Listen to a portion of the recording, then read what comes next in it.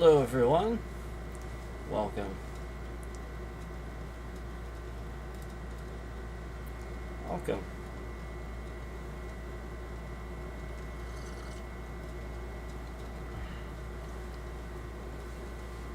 Welcome. So today we're going to have an interesting conversation. We have quite a bit to get to today. And I apologize if I have to move this up and down a little bit sometimes because it seems as though I need to replace my hydraulic fluid. So, so that's something that happened today too. So if this is things going up and down, that's why we're dealing with that today. I apologize for that. It just may be a little bit of a challenge today. Aside from that,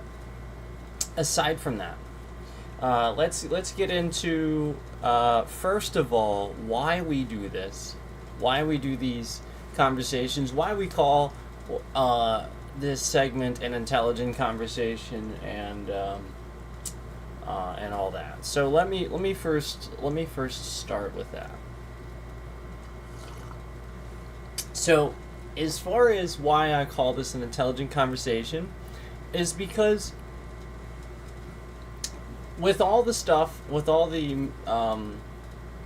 that's out there, everybody talking, it's often hard to discern, from people's opinions and bias and stuff like that. And a lot of times there's just a lot of that, and I feel like there's less academic or intelligent, thought-provoking historical conversation, if that makes sense. In comparison to things that we've learned, things that we know, education, that sort of thing. So, learnable stuff, and I just feel like again, with all the misinformation, all the nonsense that's out there that we all know is out there, it would be nice to once in a while have that intelligent conversation and hear a bit of an intelligent conversation on it. And again, I also want to reiterate the fact that I too am done with some stuff sometimes, and I'm okay with saying this and admitting this, and I think this is an important part of life. So I just wanted to throw that out there, that this has nothing to do with this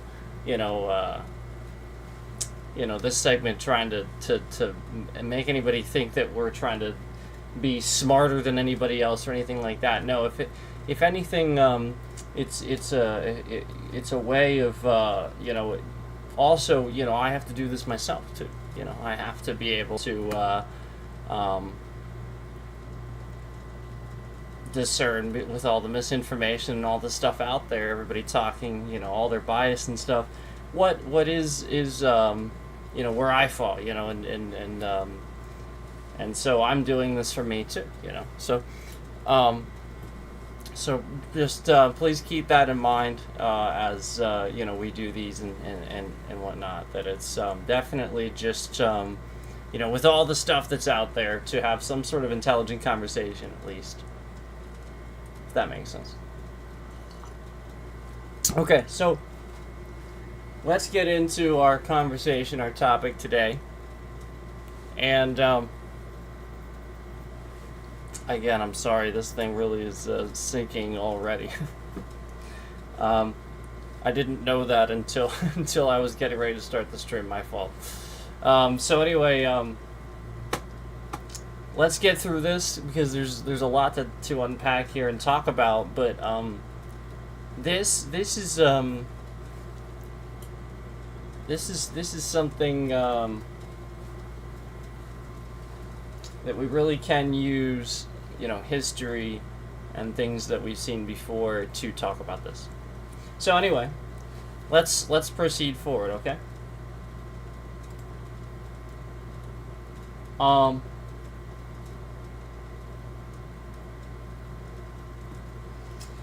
So I have a question for you guys. I have just a proposed question, and again, this is sort of going to be the topic question, okay? And maybe I can even type this for you guys here.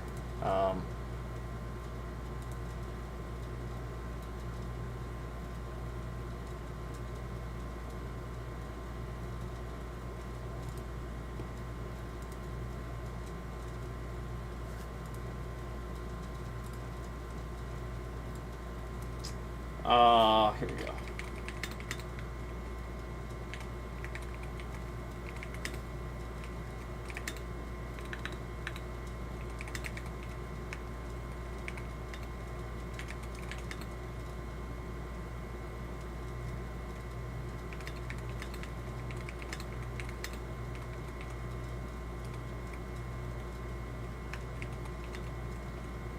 Okay. So what I'm going to do here is I'm going to put this question up here in front of you.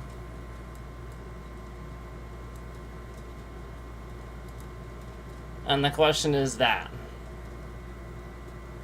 The question is, should a democracy work for its people, or should you work for it? And this is I think this is like one of the more demanding, extreme, sides of things, where this is kind of what the big question is right now. More government or less. And then again, for some reason, there's this huge extreme side to both too. So let's talk about that. And let's again talk about this question. Should a democracy work for its people, or should you work for it? So with this being said, here we go.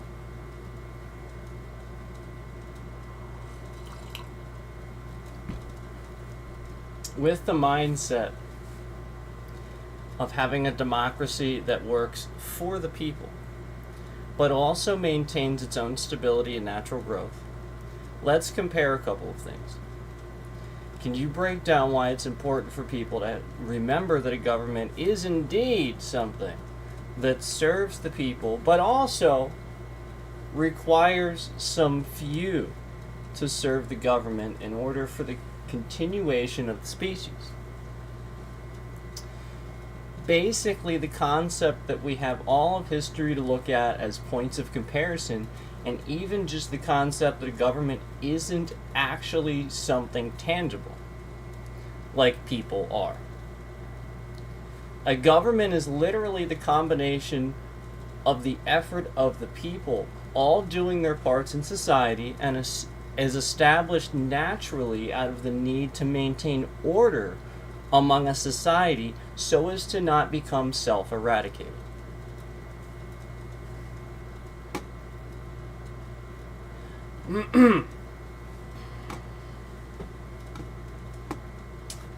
Below is a clear structured breakdown of the idea you're exploring.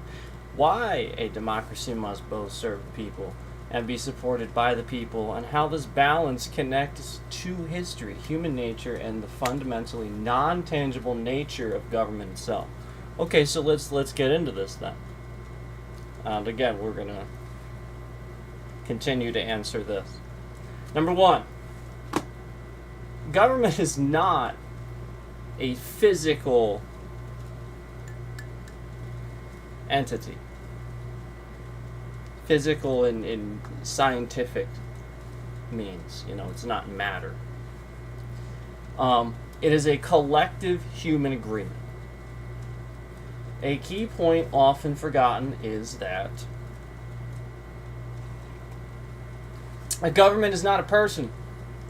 It has no body, instincts, or desires. It exists only because people continually act in ways that maintain it. Government is infrastructure made of human behavior, laws, norms, institutions, shared expectations, duties, and roles. Because it is not a tangible organism, it doesn't self-sustain. It needs people to keep acting in ways that hold it together.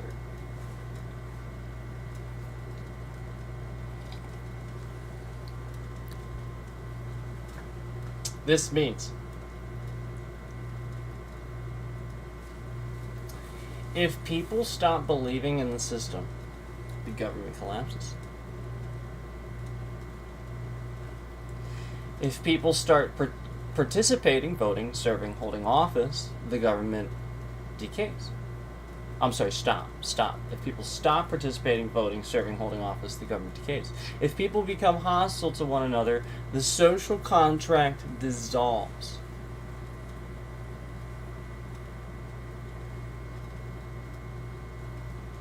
So while government is meant to serve the people must also serve the government in the sense of maintaining the institutions that protect them, not to obey blindly, but to uphold the shared rules that keep society from unraveling.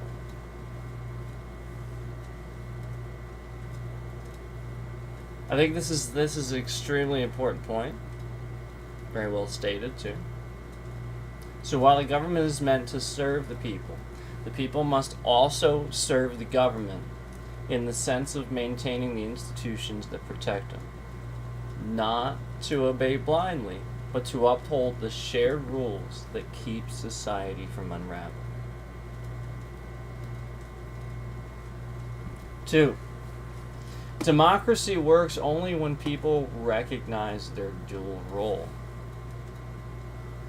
Hello. A healthy democracy requires two truths to be held at once. A. Government serves the people. Its legitimacy comes from consent. Its function is to protect rights, mediate conflict, coordinate resources, and ensure fairness. It must be accountable, transparent, and limited. B.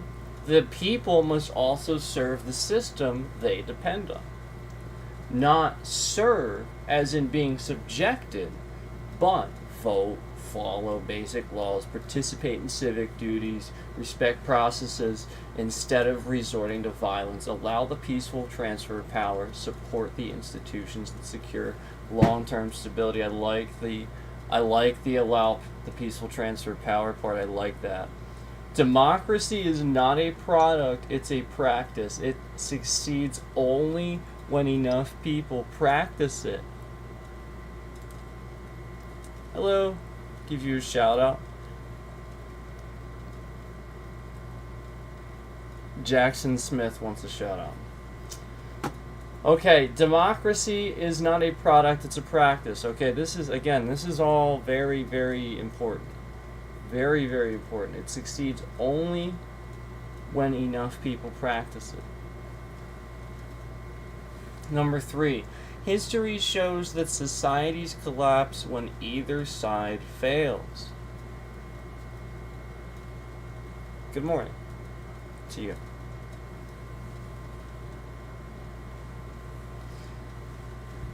Human history is full of examples. When government forgets they serve the people, this creates tyranny, revolution. Examples: the French monarchy, pre-1789, the Soviet Union's rigid centralism, countless empires that crumbled from internal oppression.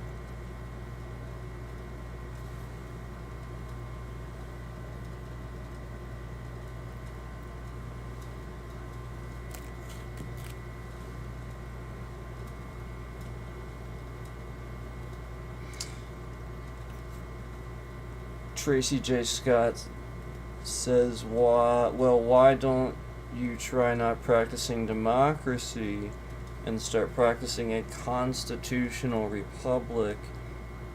Then you would probably have a lot more success in America. We can get to that.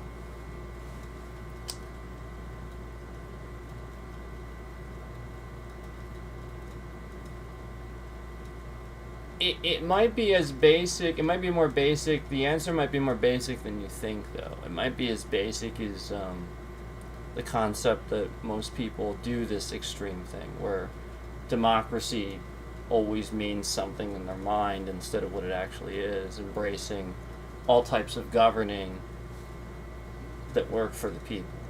So anyway, let me finish here, and it might actually answer that for you. But I appreciate it. It's that's actually it is a good point. And we sort of have a constitutional, presidential, democratic republic already. So we do actually have a republic, but it's a democratic republic. And a constitutional, presidential one. So anyway, when leaders become detached from the public, corruption inequally and resentment rise until the system destabilizes. People forget they must maintain the government, and then this creates anarchy, chaos, power grabs. Examples: the fall of Rome, where civic duty evaporated. Yeah, that's a very good example.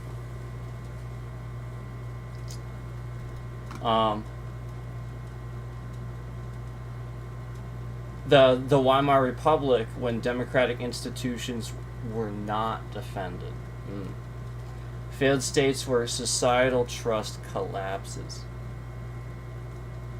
Yeah. When citizens disengage or reject the social contract, strong men, aka bad men, or factions fill the vacuum, usually violently. Interesting that it adds that. Interesting. The lesson from history is that the health of a democracy is not automatic. It must be continually renewed. Interesting. So, I love that it says this, because there's a sub heading under this where there's, I think, a certain group of people that think that we have too many laws and that this is a problem. No. Having a lot of them ensures that your system maintains and evolves.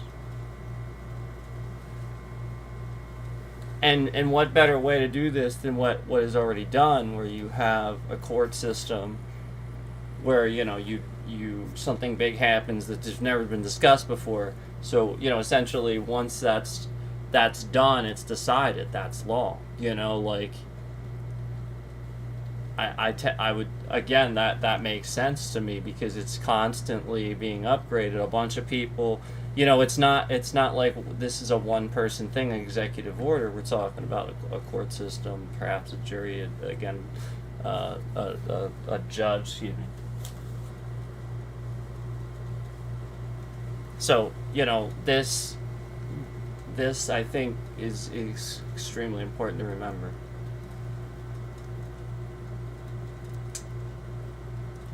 Number 4. Arise naturally because human societies need order. Governments arise naturally because human societies need order.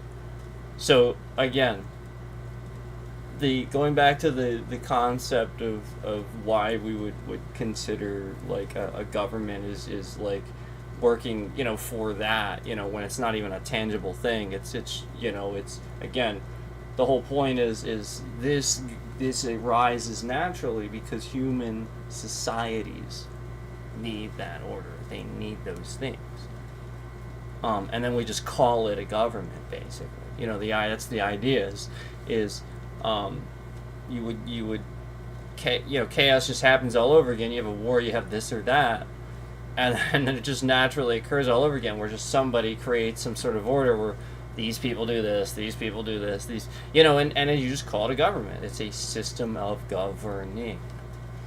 Anthropologists and historians agree, whenever humans gather in groups larger than a small tribe, some form of governance emerges organically. This is because humans need coordination.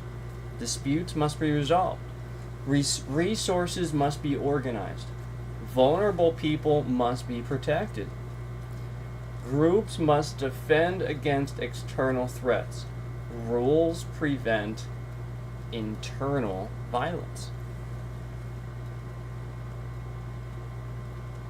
Without governance, societies historically fragment into feuds, collapse from internal conflict, get conquered by more unified groups, experience cycles of violence.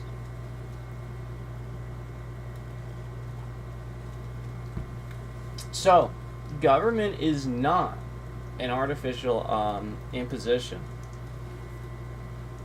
It is a natural adaptation that allows humans to live in larger, safer, and more productive communities.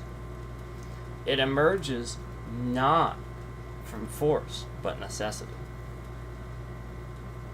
Number 5, democracy is humanity's attempt to balance power and freedom. Throughout history, many forms of government have existed. Monarchies, empires, theocracies, oligarchies. Democracy is unique because it tries to prevent rules from becoming tyrants. Prevent rulers from becoming tyrants.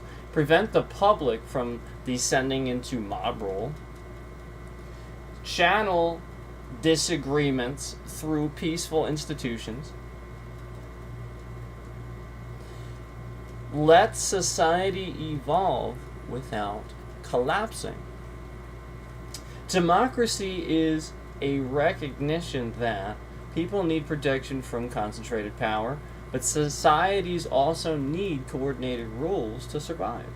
And the best way to ensure both is shared governance. This is why democracy is often described as a self-governing society, but self-governing does not mean effortless. It requires constant participation, maintenance, and renewal.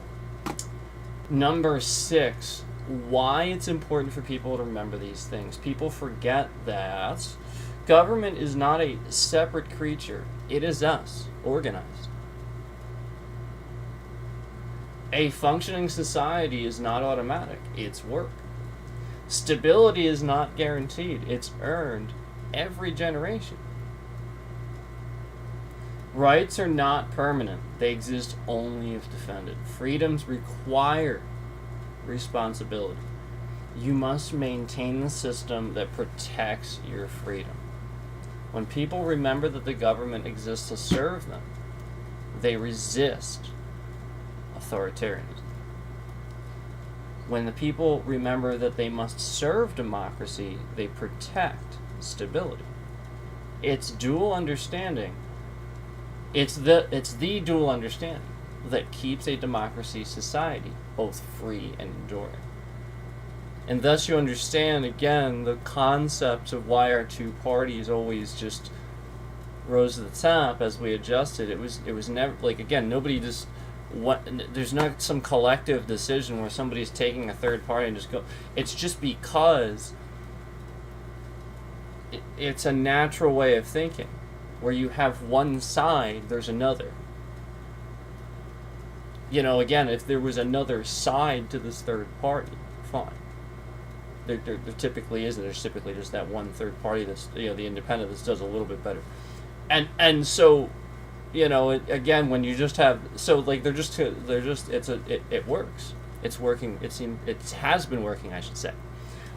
So that's what this is talking about here. When people remember that the government exists to serve them. So again, the extreme side of that, you know, they resist authoritarianism.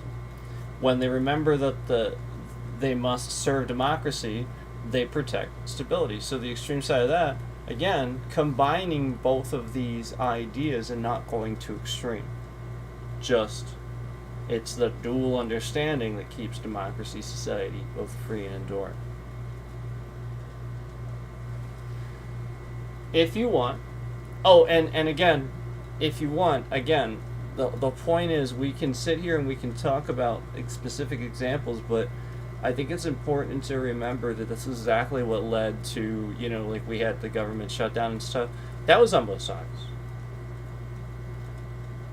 You know, where you could have had all of them just be like, yeah, let's do something about this, and it was just like, nah, we're just gonna keep letting it happen, and so I think there's one way to look at that. I mean, again, you can have an extreme viewpoint and be like, well, yeah, but this and this and that. But again, if you just use the one simple explanation, that's less extreme. You know, I just think it, like, there's an obvious side to look at certain things. And so again, that's where you'll have that dual understanding where if something seems too much one way, there's probably influence that, like, again, try to apply your center logic, your dual understanding of what we just talked about to that logic. Where, just like with the shutdown, if it seems like, well, like let's say, for example, how should you look at that? Well, if you're looking at it from the stance of it's just to kind of serve you in the long run, where we're constantly making cuts to the healthcare and stuff, and that's what's going to happen unless they do shut it down. It does stink.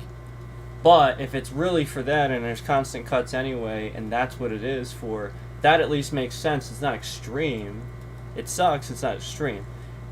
The other side of that, where it, essentially you do this thing where it's like a temporary thing, and you know that there's always these cuts that are made under people's noses and stuff, and like essentially it's constantly like the other side pointing the finger instead of, you know what I'm saying. One side's kind of saying, yeah, like there is a shutdown, but like they were sort of calling that they knew it was going to happen, and so like that's not really extreme. That sounds reasonable to me. And then one side points the finger, makes excuse after excuse after excuse, and sometimes it's different. Sometimes it is the same excuse, but the whole point is one sounds extreme, one sounds, all right, that sounds reasonable, it stinks, but it is what it is. We have to do that. Okay. It's a crap situation, but I get it. So you have to understand, like, yeah, these things are going to happen, but there's definitely an extreme side to that. And I'm not always going to take, a Democrat or Republican side on things. I'm really not. I'm not going to do that. So you just, there's ways that you can use this dual understanding, I think, in that context. So anyway, that's just one example. Just one. All right. Let's move on a little bit here.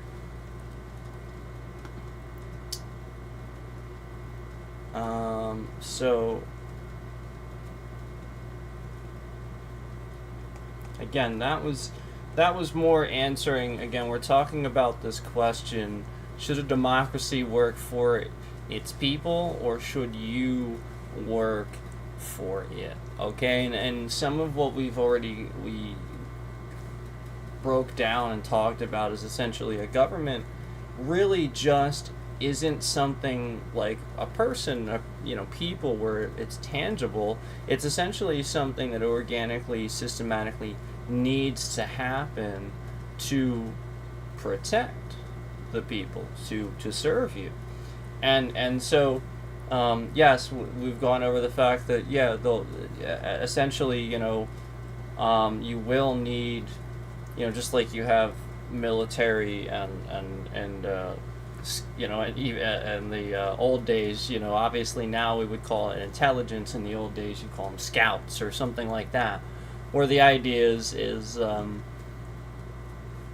just surveillance or intelligence or whatever it is that you're trying to figure out the enemy's doing for the sake of defending yourself, so the idea is to have this to serve the people, so that again you can have that society so that it doesn't eradicate itself. Essentially it just doesn't just systematically just arguing battles amongst the people and what to do. No, you have ways of doing things.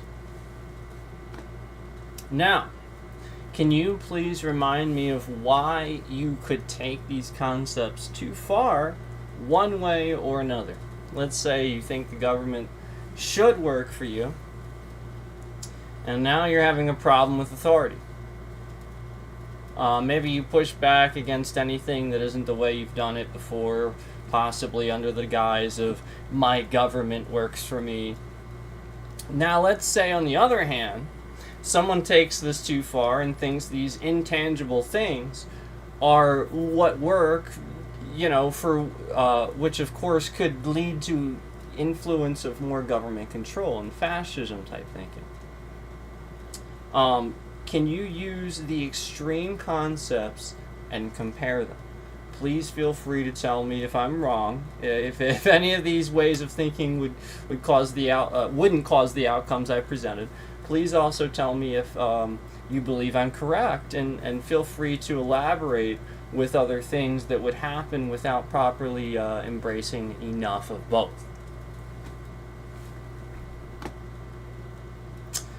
All right, so when someone overemphasizes the government works for me, or overemphasizes people exist to maintain the government, you're not wrong in your thinking. These extremes do tend to produce the outcomes you've described me. I'll clarify the underlying mechanisms and add nuance. Alright, here we go.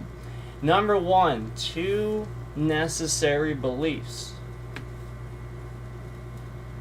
and their dangerous extremes. 1. A healthy democracy requires holding both ideas at once. 1. Government serves the people. 2.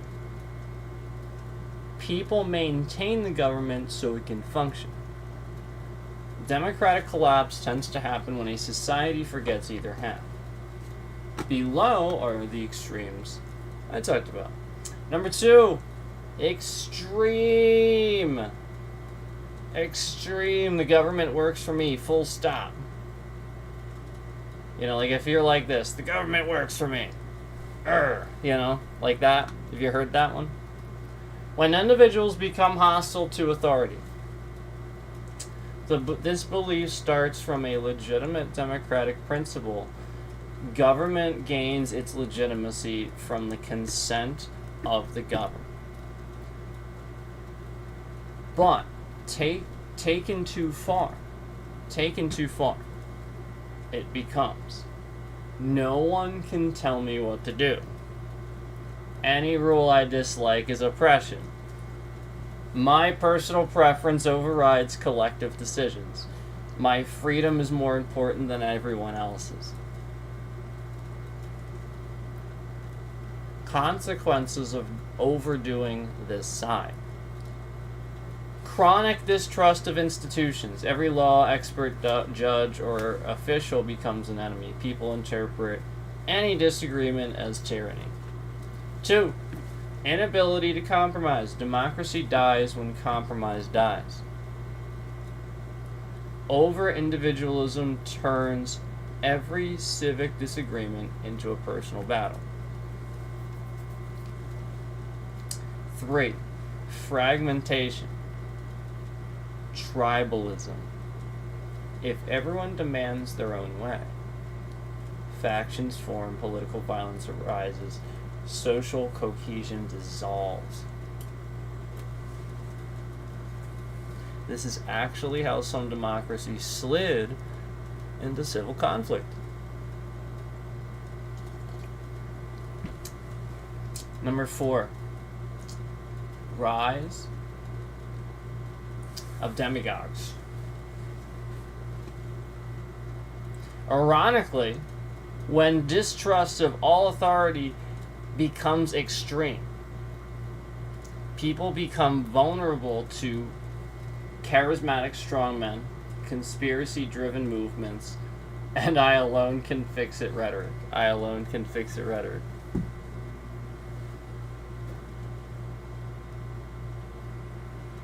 In other words, anti-government sentiment often feeds authoritarianism rather than preventing it. Your assessment here is correct. Taking government serves me to an extreme can produce instability, antisocial behavior, and breakdown of social norms. Number 3, extreme. Extreme. So here's the extreme concept. People exist to maintain the government. Here's the extreme concept. So this essentially is what it's saying. This would create when stability essentially becomes authoritarianism. This belief starts from another truth. Government requires citizen participation and respect for institutions. Again, requires it. Taken too far, it becomes the state knows best. Citizens owe obedience to the government.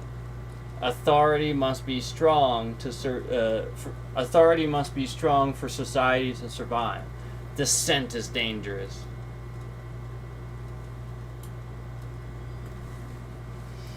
Consequences of overdoing this side. Number 1, erosion of individual rights. To preserve order, leaders restrict protest, speech, voting, press criticism, and minority rights.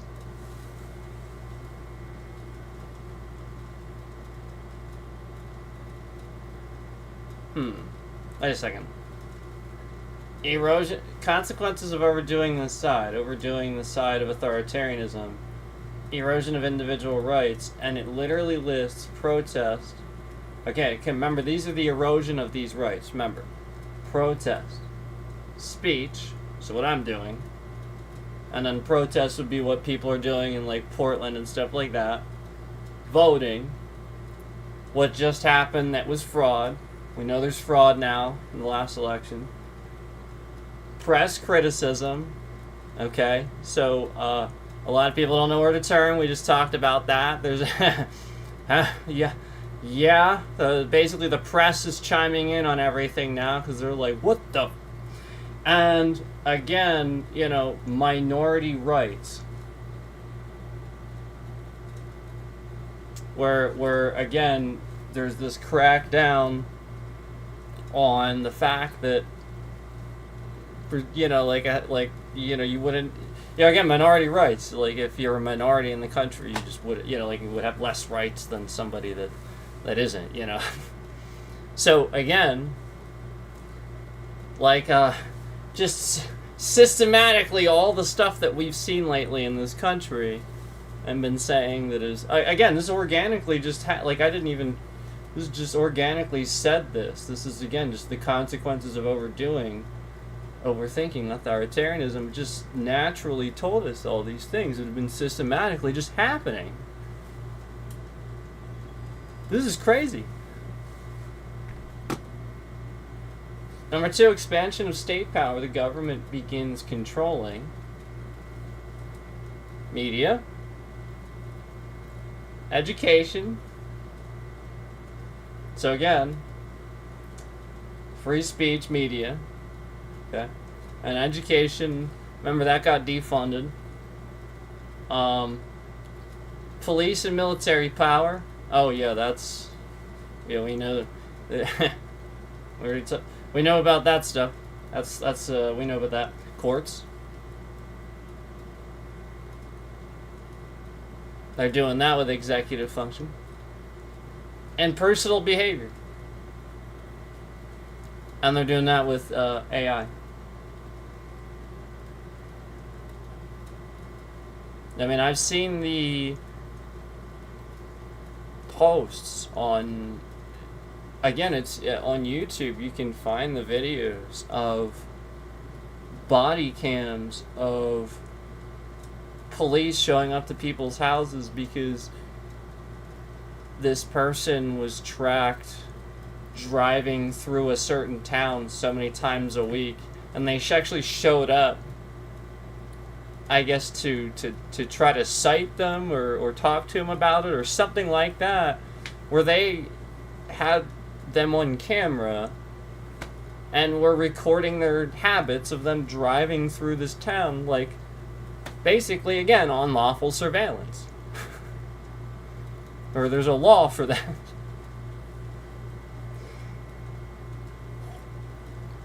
Anyway, wow, this is crazy. It's really strange that it would be that bad. Let's see. Was it just all of a sudden too? Just all of a sudden it was that bad. Let's see. So again, that was the manipulation of personal behavior, where that would make you not want to drive through that town or not want to do, like essentially just manipulating that personal behavior. Cult of obedience. Citizens begin believing the government is more important than the people. Loyalty is more important than freedom. Questioning leaders is immoral or unpatriotic. This is a precursor to both fascism and other forms of authoritarian rule. 4. Government detaches from the public. Power becomes centralized, leaders stop listening. Policy becomes about control, not service. You are correct here as well. Taking people must maintain their government too far can lead to authoritarianism or fascist thinking.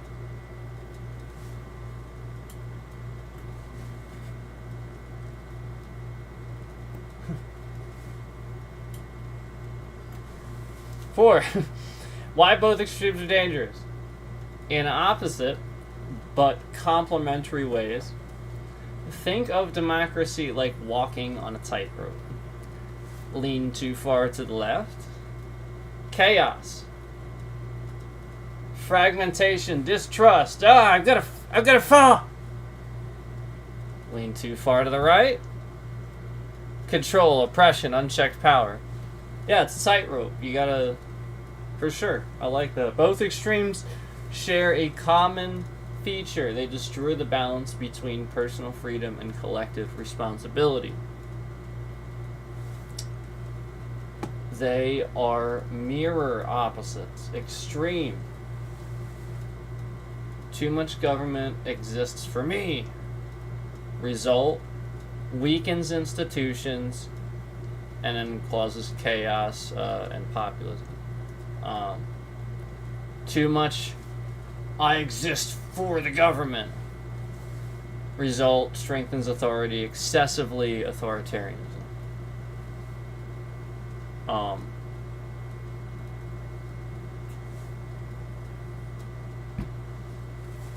Hitler. Soviet Union. Both lead to the collapse of a free society, but in different directions. Number 5, why democracy needs both concepts in moderation. A functioning democracy requires A, enough individual liberty, so people feel empowered, protected, and free to innovate, criticize, and grow. Absolutely. B, enough collective responsibility so public serves laws and institutions remain stable, respected, and functional. If you remove either, without liberty, you gain tyranny. Without responsibility, you gain anarchy. A healthy system is one where citizens respect rules that protect everyone.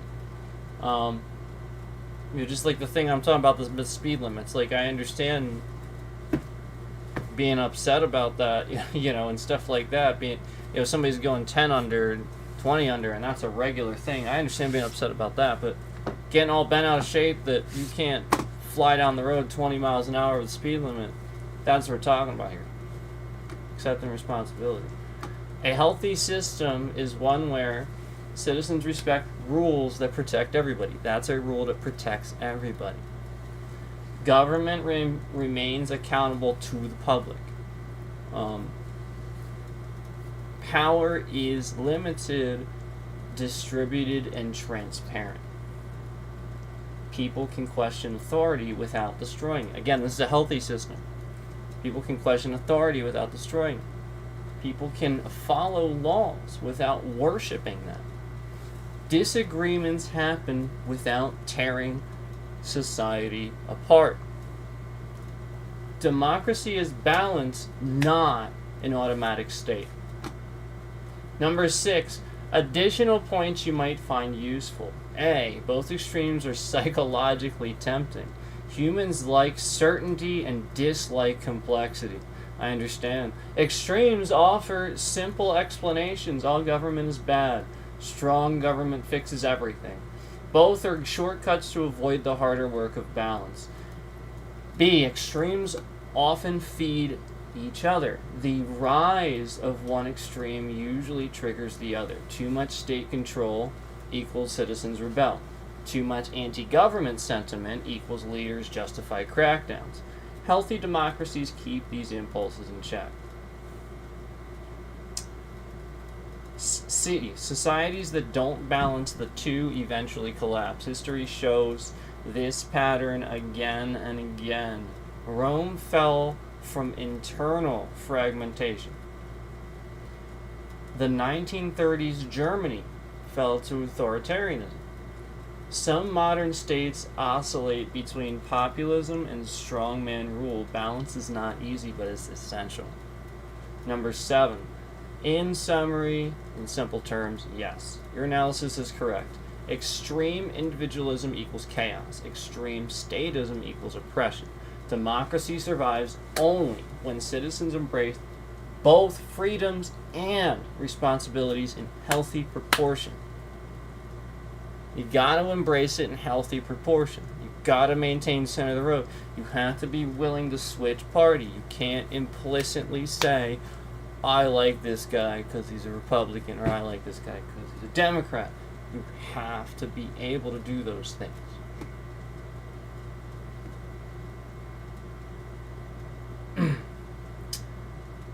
Please give me a historical side-by-side comparison. Then, after using history for these comparisons, feel free to include a psychological explanation of why people gravitate towards one extreme or another. I'll say, though, that I think it has something to do with the opportunities offered to a person in their life and them misunderstanding the real reason why they were able to have these opportunities.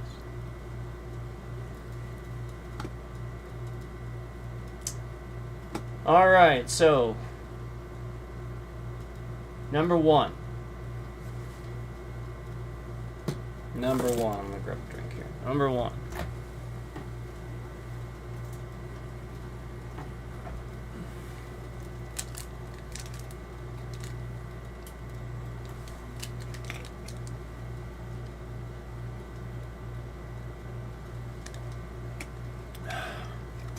all right.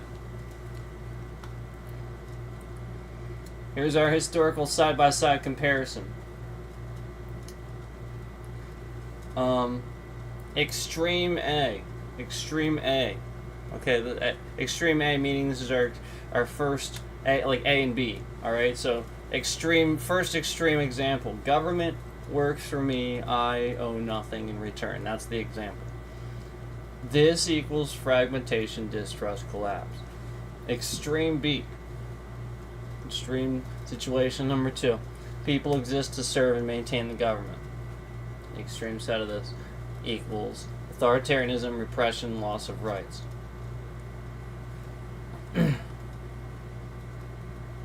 Now, here's some historical examples that demonstrate, essentially what happens when a society leans too far to one side. So here we have the late Roman Republic versus fascist Italy. A classic freedom equals chaos versus order equals oppression comparison. Interesting. Late Roman Republic, 1st century BCE. Extreme individualism, refusal to respect common rules. Politicians acted for personal benefit, not the public good. Citizens demanded more from the state while refusing shared sacrifice. Political violence replaced debate. Elections became meaningless. Everyone insisted the government should benefit them, not society.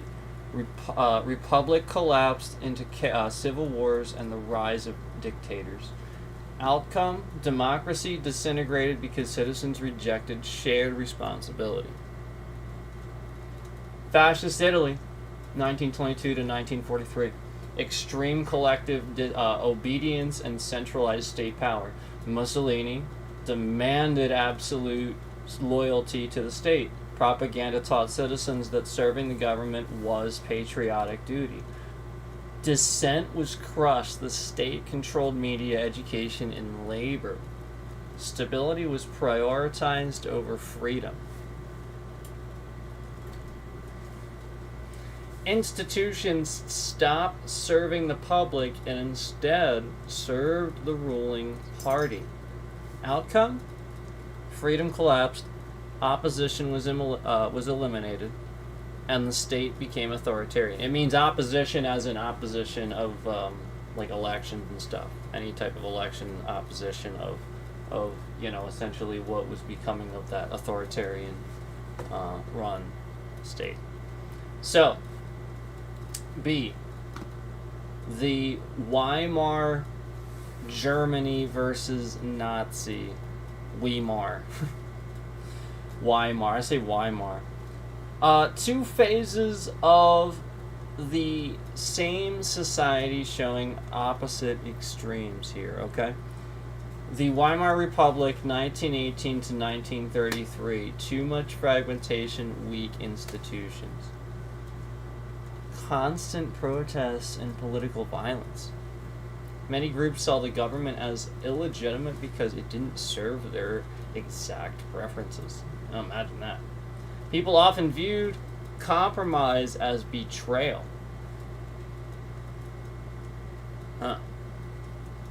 Extremist factions undermined nationwide unity. Does that remind you of something? Democracy was fragile and lacked public defense. Outcome, a weak democracy made people desperate for order. Nazi Germany, 1933 to 1945. And remember, this isn't a long period of time here, from 1933 to 1945. Again, it's okay. Yes, sir.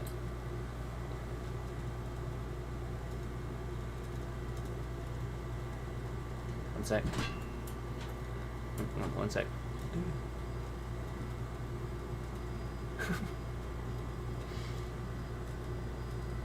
There we go. We good. Alright, here we go. Alright. Yeah, that's weird. It's just, just all of a sudden. Okay.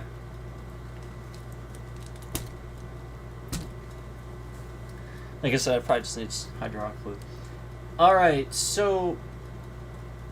yeah, again, Nazi Germany from 1933 to 1945, total government control, glorification of the state. Okay, everybody knows Nazi Germany, everybody knows that. So, Hitler demanded absolute obedience to authority. Does that remind you of somebody? The state determined morality, education, culture, and identity. Identity. Interesting. Individual rights disappeared under the needs of the nation. Under the needs of the nation. Quotes that. Yeah, that's about right. The government itself became the object of worship. Outcome: totalitarianism replaced democracy completely. See, Yugoslavia in the 1990s versus Francoist Spain. Francoist Spain, is that you say Francoist? I don't know how to say that. Again, collapse versus over-centralization. Yugoslavia 1990s. My group above all others. My group above all others. That's the quote. Rejection of national cohesion. Ethnic groups insisted the government was not theirs. Not theirs. Like they didn't felt like they were represented, essentially. Radical nationalism and secession movements dominated. Succession movement. I'm sorry. Secessionist movements. I'm sorry. I misread. I was like, wait a second. Radical nationalism and secessionist movements dominated. Once common institutions collapsed, violence erupted. Military conflict exploded between factions demanding total autonomy. Outcome, state fragmentation equaled ethnic violence equaled civil war.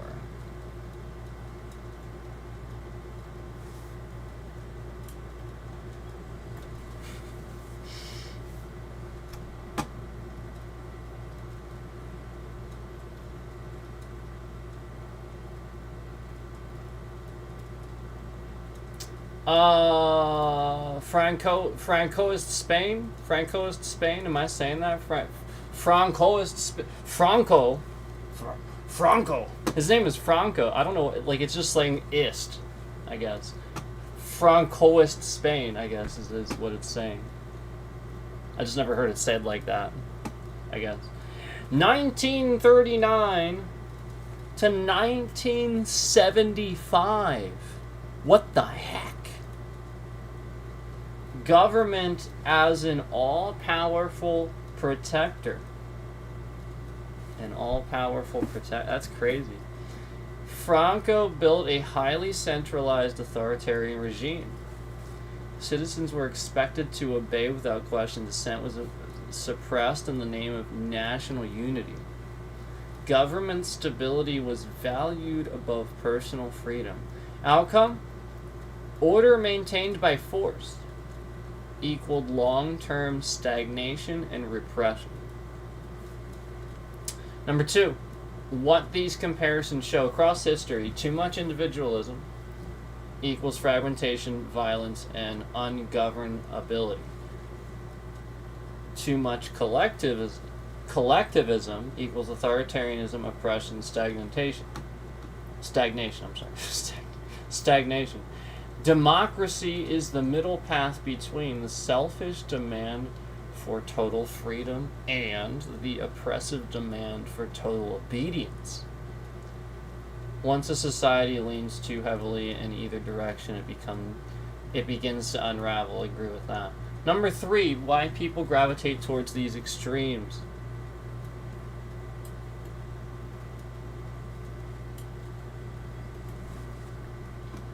You touched on a very important insight. People often misinterpret why they had opportunities or suffered hardship, and this shapes their political worldview.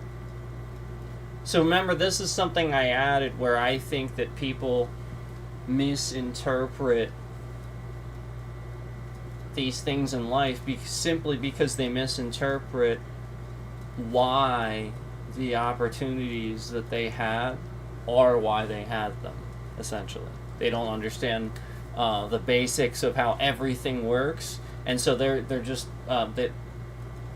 they actually truthfully are incorrect about some of the opportunities that were presented to them as to why they actually were presented to. So it's confirming that people often misinterpret why they had opportunities or suffered hardship. So both. And this shapes their political worldview. I would agree.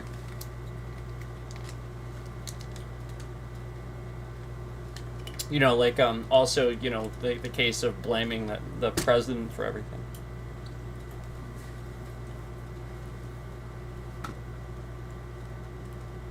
The extreme individualism. Government works for me. Illusion of personal self-sufficiency. So this is number 1, illusion of personal self-sufficiency. People who succeed often believe, I did this all myself. Governments, institutions, and systems didn't help me. They ignore structural advantages, access to education, relative safety, functioning markets, legal protections, family stability, inherited social capital. This leads to hostility towards any authority. I agree. I've seen so many people that reject the fact that minorities and all kinds are just less likely to have, again, they grew up somewhere else. They didn't have that benefactor that you had growing up with these institutions and these systems always being there. You have to understand that. So that's why. And people don't understand that that's why that happens. Like it just naturally happens. That then they're then treated that way because people misinterpret exactly this. And so what they see is an interpretation of people being essentially just less fortunate that are minorities. But it's access to these advantages. You have to understand that's unfortunate that people look at it like that, but that's the point. That's why those folks look at it that way. The government works for me, sort of. You get what I'm saying?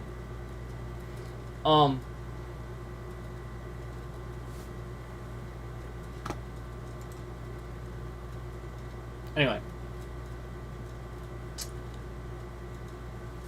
number 2. Resistance to being told what to do. Some personalities experience any rule or limit as an attack on their autonomy. This leads to anti-authority attitudes, refusal to compromise, belief that any government action is oppression. Absolutely. This is all very, very true. Number 3, desire for simple cause and effect. It feels emotionally clean to say, I succeed because I work harder. Others fail because they're lazy. Complex realities are ignored because they're uncomfortable. So, I completely agree with this. Again, the picture that a billionaire works very hard because he stages a video of him cleaning bathrooms, that should show you who that billionaire is. Again, he could work hard and not, he doesn't need to make a video. He could just do it. And people will talk about it. He's a billionaire and he has so many people around him.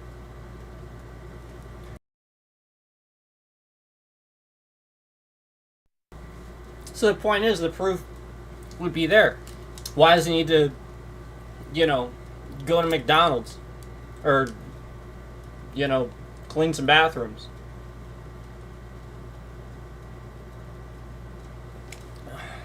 Sorry, I had to cough. My fault. Ugh, something in my throat. So anyway, that's what you have to realize is that's exactly what I see, and that's exactly what this is talking about. Is they make that mistake and they actually might believe it themselves that they work harder and see it that way. But again, it doesn't equate to that. That's just their opinion, And in reality, I used to say, again,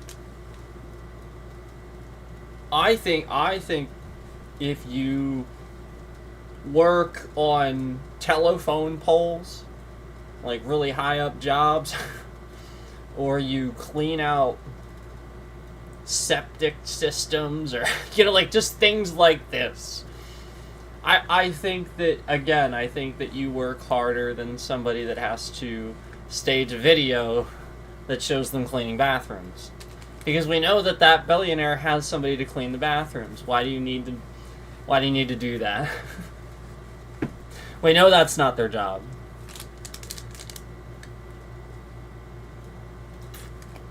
That's why you should look at that way,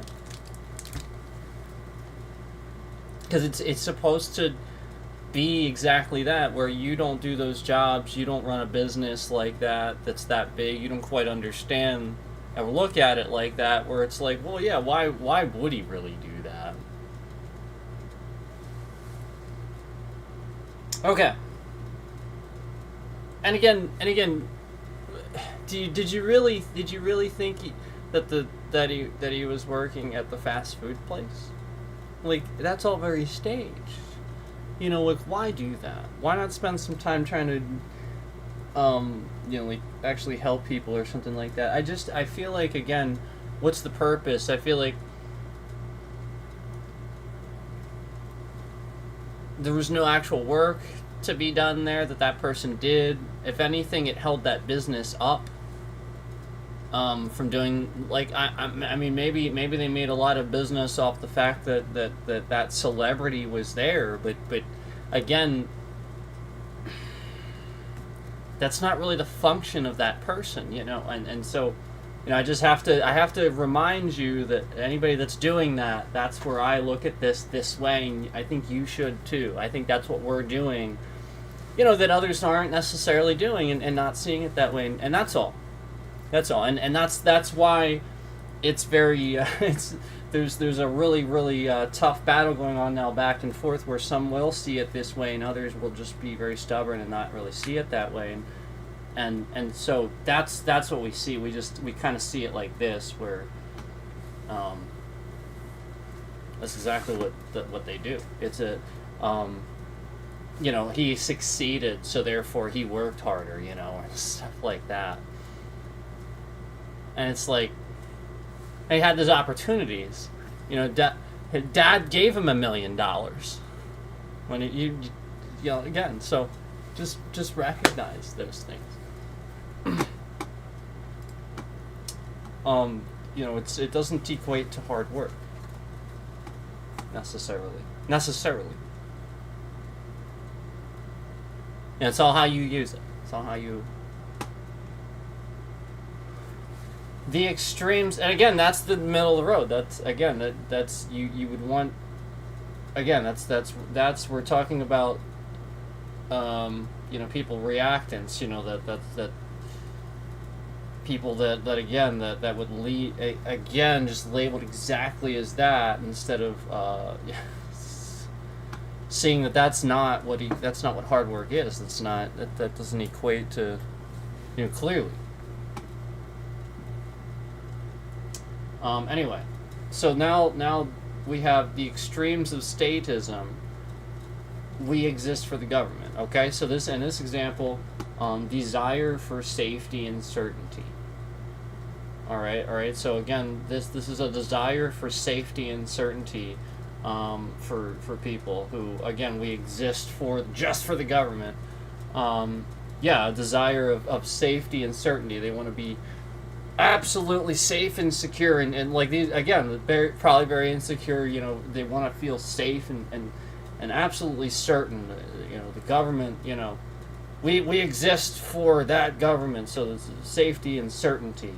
And again, people under stress gravitate towards strong leaders who promise stability, predictability, clear rules. Yep. So there you go.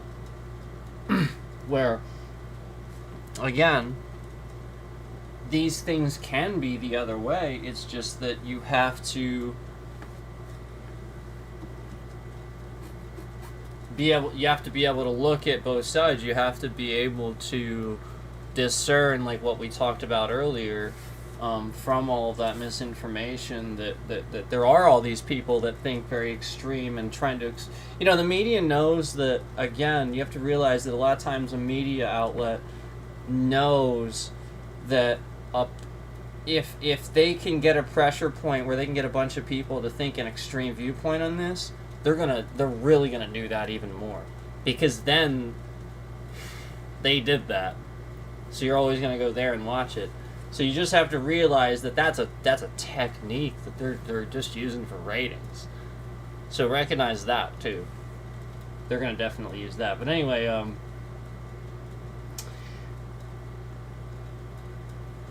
people under stress gravitate towards strong leaders who promise stability, predictability, clear rules. This makes them tolerate or even welcome authoritarian control. Number 2, fear of chaos. When societies seem fractured or unstable, many find comfort in hierarchy, strict rules, cultural conformity. Demagogues often exploit this fear. 3, identity and belonging. A powerful state can offer national pride, unity, meaning, belonging. People may submit to authority because it gives them social identity. North Korea. That would be an example of where I would think of that. North Korea. The role of life opportunities. Number 4, the role of life opportunities. Now remember, we're going to talk about this. We're going to roll on back to this. Okay, we're not done with this, but we're getting through this first. There's a lot to unpack here. Number 4. There's just like a lot of examples that we have here. It really is a huge thing to unpack. So there's a lot of examples here. Number 4, the role of life opportunities. Your insight. You are absolutely right. My insight. I'm sorry. My insight. It basically saying what my insight take is here. The role of life opportunities. You are absolutely right. People's life experiences profoundly shape which extreme they gravitate towards. The thing I talked about, were the opportunities they have in life. They are not necessarily always aware of why they have these opportunities, because they don't necessarily understand how everything works. They are mistaken for why they have. And a lot of this is trust me, some of this is propaganda. Because obviously if it's something good, and they know it's something good, the other side's going to want to take credit for that. Those who had opportunities they didn't fully understand or earn often think, I should be free to do whatever I want, government shouldn't interfere. They forget that many invisible systems help them thrive. Those who faced instability or crisis often think, and again, another example that I should be free to do whatever I want, government shouldn't interfere, they forget many invisible systems help them thrive. A basic system that you guys have that you don't realize that you have, that you would have in almost no other country that you go, is freedom of the press. You can say whatever you want, for the most part. This is an almost something else that people don't understand. Another basic like things like utilities, clean water, and air, and stuff like air. You have to understand, these are not common things in other countries. Understand how lucky you are in the United States to be able to turn on your faucet, drink from it, breathe the air. So, seriously, countries have cans of air and masks. They're a regular thing.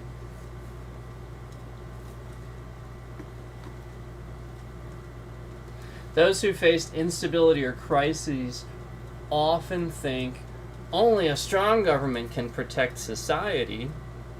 They forget that over-centralized power historically ends up harming the same people it claims to protect. Absolutely.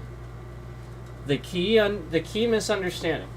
People attribute life outcomes to personal characteristics. I deserve this, or only strength can save us, rather than the complexity of social systems that enabled or hindered them to do so.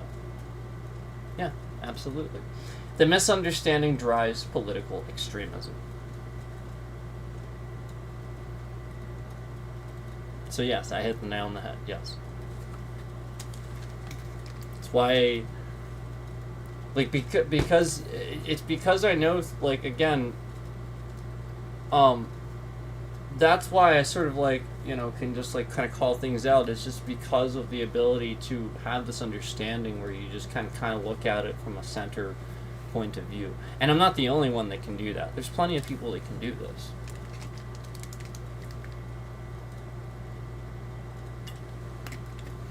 Okay. 5. Why democracies must avoid both extremes. A stable, thriving democracy requires enough freedom to innovate, criticize, and grow. Enough order to maintain fairness, safety, and continuity. If either principles dominate, the system fails. History overwhelmingly demonstrates that individuals cannot replace institutions, and institutions cannot replace individual rights. A free society survives only when both are kept in healthy tension. Yes.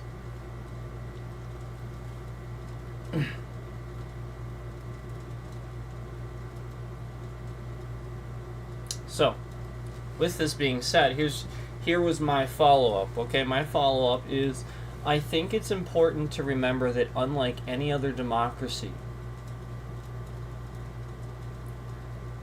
the Bill of Rights prevents extreme groups from taking advantage of what they momentarily feel is right because of their skewed worldview.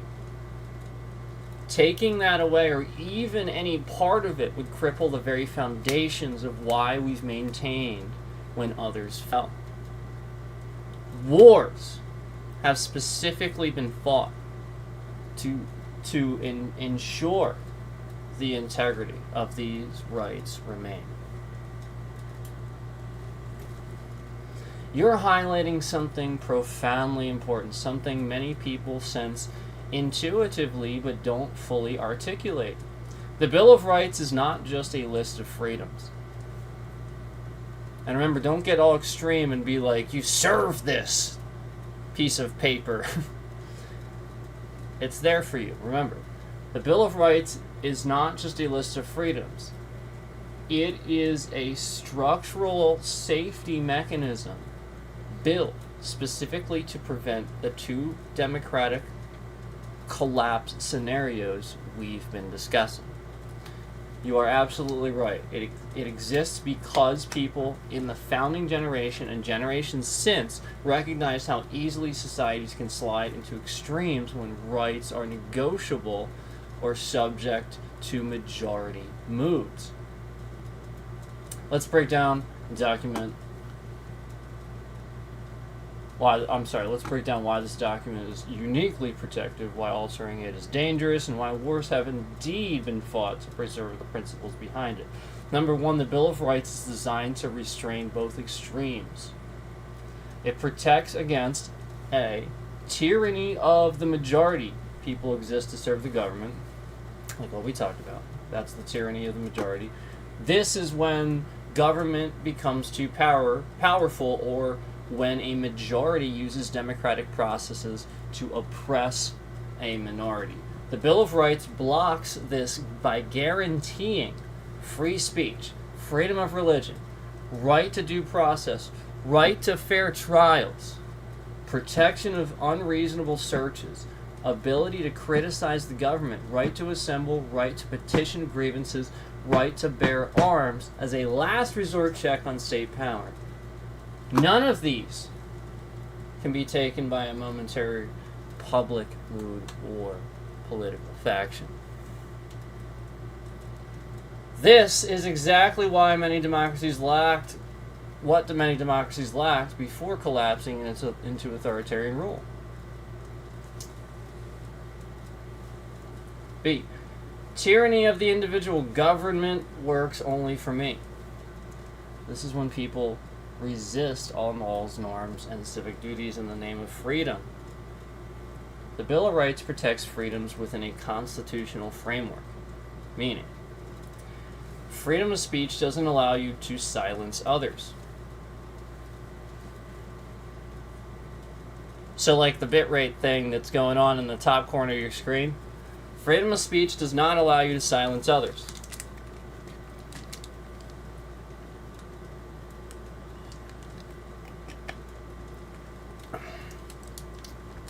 Like what Republicans do to me, conveniently right as I say, right to bear arms as a last resort check on state power. Now, that's in parentheses. I'm just reading what's here, man. I didn't write that. So it's interesting that Republicans would go ahead and make them very obvious they're doing all of this right as I read the right to bear arms as a last resort check on state power. Interesting. Interesting. They don't want you to hear that. So I think that kind of proves who's doing all this. The bitrate was completely fine until we talked about that exact thing The one thing Republicans have been really, really, really trying to get people to make sure. Isn't that interesting? I think that's really fascinating, actually. Why are Republicans so adamant about arming people?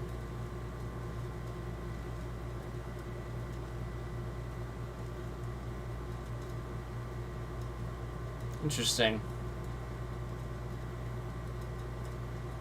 Now, I'm not like against the right to bear arms or anything, but I just think it's funny how, like, yeah, they flat out show how guilty they are at manipulating the regulation of something that is flat out a problem. It is the problem.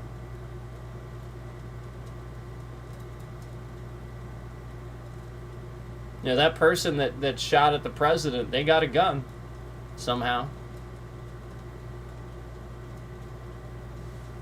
Ridiculous. And then they're moving this bit rate around. Those same Republicans are trying to get you to not hear what I'm saying right as I talk about this right to bear arms. And that's the very reason why the president was shot at. So again, not understanding the reasonable middle take where you'd regulate but also respect the right to have it.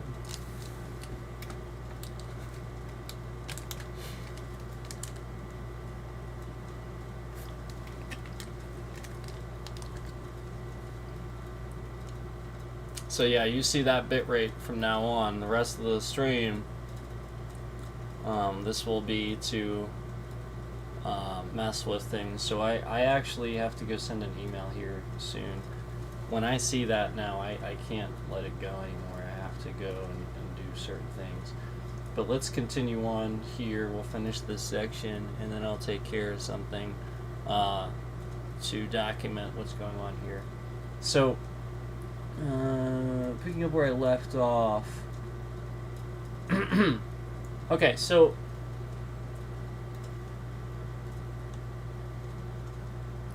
it's important to remember freedom of speech doesn't allow you to silence others, okay? That's not what it allows you to do. That's just not the case. Freedom of religion doesn't allow you to dominate other beliefs. Right to bear arms doesn't eliminate collective responsibility for safety, which is what I was just talking about. Due process applies to everyone, not just yourself. So the president.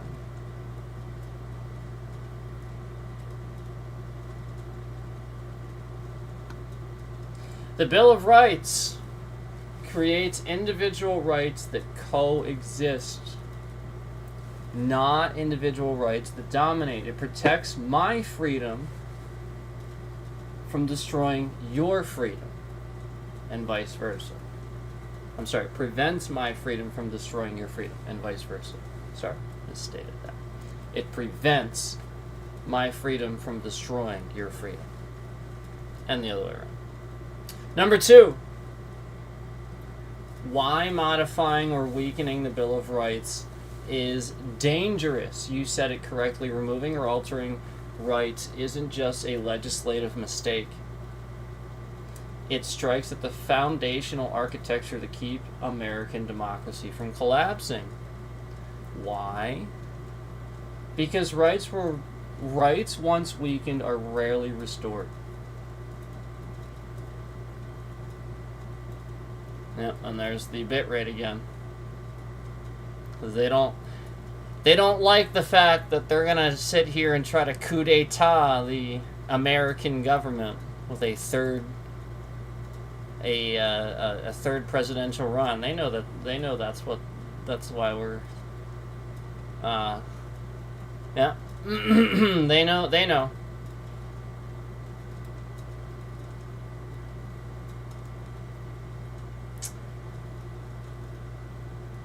All right. Because again, rights once weakened are rarely restored. That is really important to remember.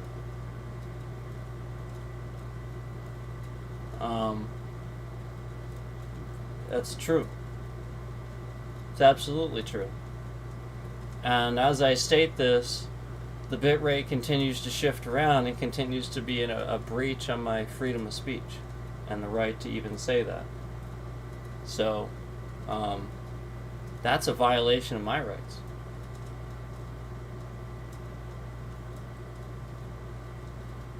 So it's already happening. Violations are already happening. I mean, there's nothing has happened to the Bill of Rights, and violations of people's free speech are already happening. You know, Jimmy Kimmel was taken off the air, all while the same president, the same guy, was threatening to have his license revoked for free speech. The same thing is happening to me. There's no difference. They're doing the same thing. And this is what we're talking about here. Where, again, if your rights, because rights were once weakened, are rarely restored. Yeah, and there it is. Because rights, once weakened, are rarely restored. Yeah. They are really trying to prevent any trending that I would get from stating this. Even though I'm the one stating it, and I deserve that trending. So I just wanted to put that out there for documentation purposes. They're trying to prevent me from getting any of the trending that I would get from the statement that I'm making here, and that I have the freedom of speech to do so. And my freedom of speech is being infringed upon, while again we have the Bill of Rights and the Constitution, and while again I live in the United States of America.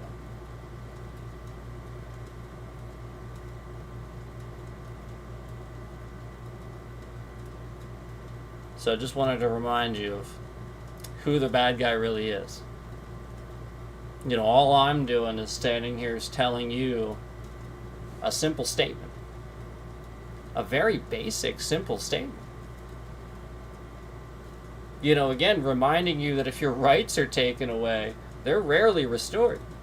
And somebody, again, with the power to make my stream buffer at any given time, is doing that right as I say that, every single time I say it.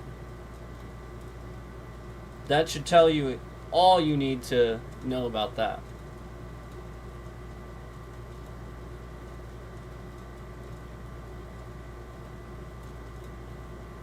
And I will continue for hours. We will stand here for 3 hours to prove this, because the bitrate was solid the whole time. And I will stand my ground on my freedom of speech and rights to speak my mind on a platform where I have the right to do so.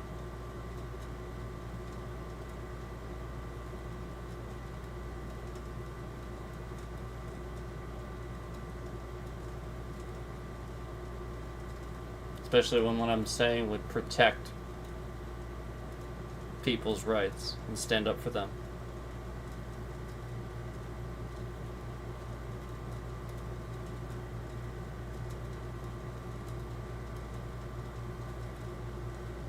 Because rights once weakened are rarely restored.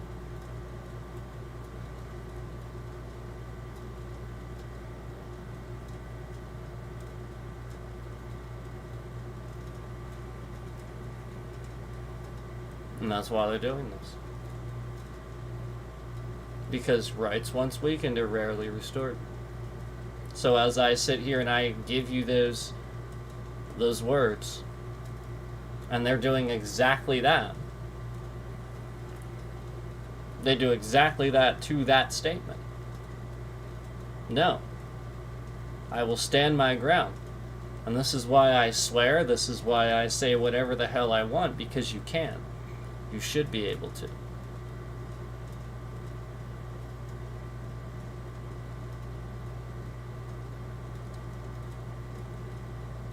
There's no governing power, no body that should be so powerful as to stop words.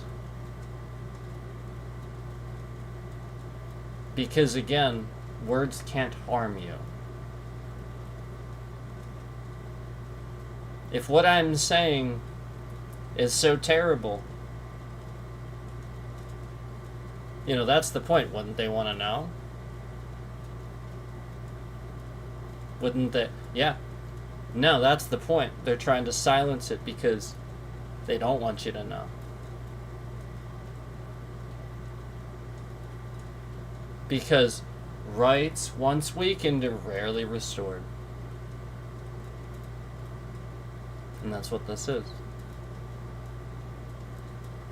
Taking away rights.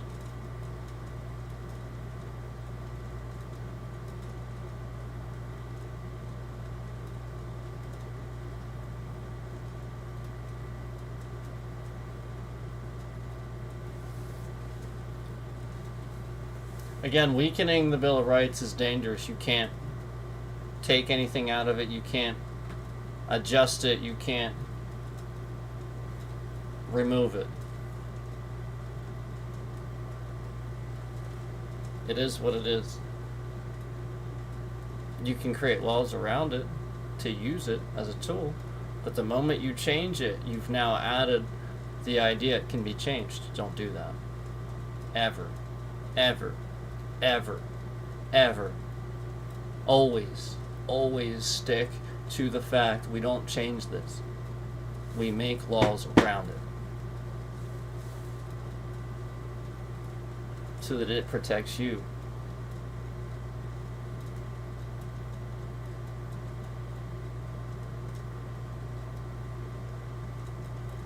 And then you can in turn protect that government by always stating what's wrong, always stating what needs to be adjusted, always speaking out and always having that voice. Yeah, there it is. And then the bit rate shifts around maliciously. So I'm going to go and send an email to my lawyer. I have to do that now. I can't wait anymore. I had to do a couple of little things there, and I can very clearly see that this is as a direct result of me speaking about freedom of speech and the Bill of Rights. And this is an ongoing problem in this country where we are absolutely worried about our president running for a third time, which is illegal, and he's already done plenty of other illegal things. And all of us are warning everybody about it. And all while warning you about it, my streams have had DDoS attacks. I've abruptly ended streams. I've gotten stalked and doxxed in my chat for over a year on this platform. All while the platform literally does nothing about it, and I have to threaten lawsuits. And I've even reported these stalkers and things to the state police. So, while this has been going on for literally over a year, very solidly, and only gotten worse around me doing these intelligent conversations where it's very clear they're trying to diminish what I'm doing here, exactly like I'm explaining here. I have to do what I have to do to document this and communicate with my lawyer, because all that's going to happen is Donald Trump is going to answer for his crimes. That's all that's going to happen. He's a piece of trash. So I'll be back.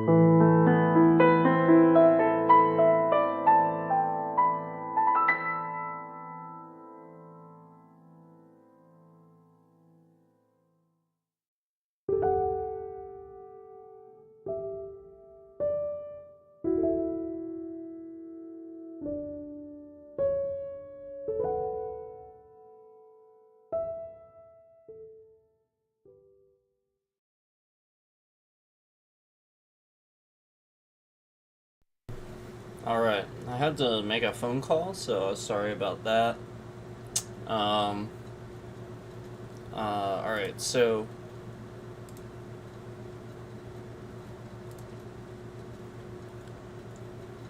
as far as again answering this question and continuing to answer this,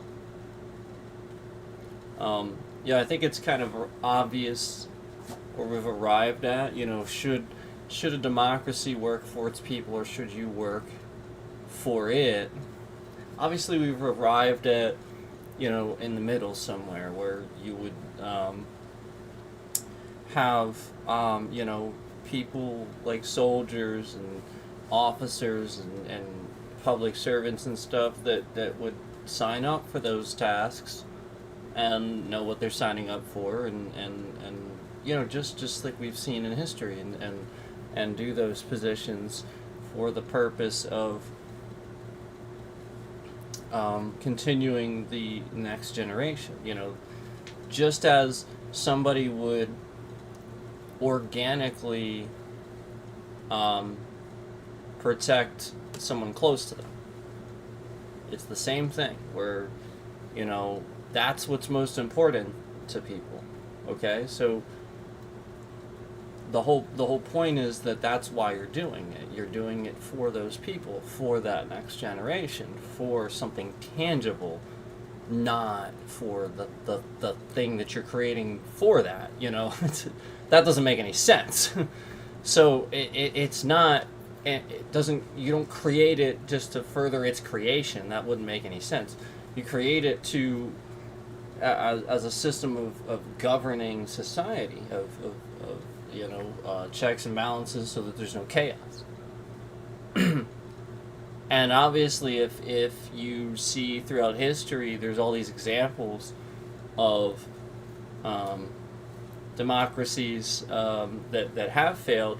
You can see what failed about it, where it was fascism or authoritarianism, not really necessarily a democracy, but it was a democracy and fell into this, and then the collapse.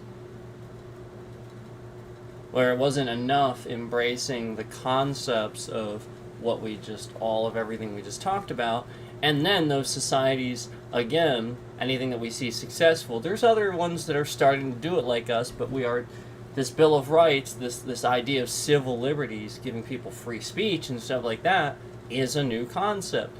But the point is, that's of course what's going to work, because then it's the people deciding, and then each generation can adapt and evolve while maintaining this core foundation of the Bill of Rights that never changes. Because if you change that, the point is then these bad actors, these anybody at any given time can come along and decide for themselves, not you, not the collective. They can have too much executive power. We see these democracies topple. What we're talking about, and then people get confused simply because they're doing that. They're causing that confusion. You have no idea because it's just on this much higher level than you understand. And so it's built in. It's built into your education. It's built into your very foundations of your upbringing. So that's what we're talking about. So the whole point is,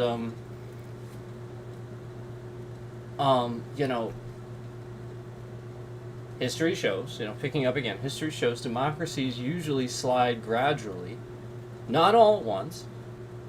Erosion of rights starts small and often seems rational at the time. Emergencies, fears, and political anger often justify temporary limitations that become permanent. The Bill of Rights was designed to prevent precisely that kind of unraveling. Its purpose is to say there are some areas government may not invade, even when people want it to. That is unique.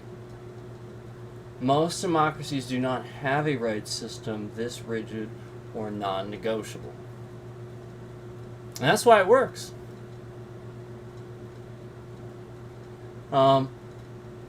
3. Wars have indeed been fought over the protection of rights. This is not hyperbole, it is fact. The American Revolution was fought because basic rights, due process, representation, property rights, speech, were violated. The Bill of Rights was written specifically to avoid repeating that oppression. The Civil War was fundamentally about whether the Constitution's promise of human rights applied universally or selectively.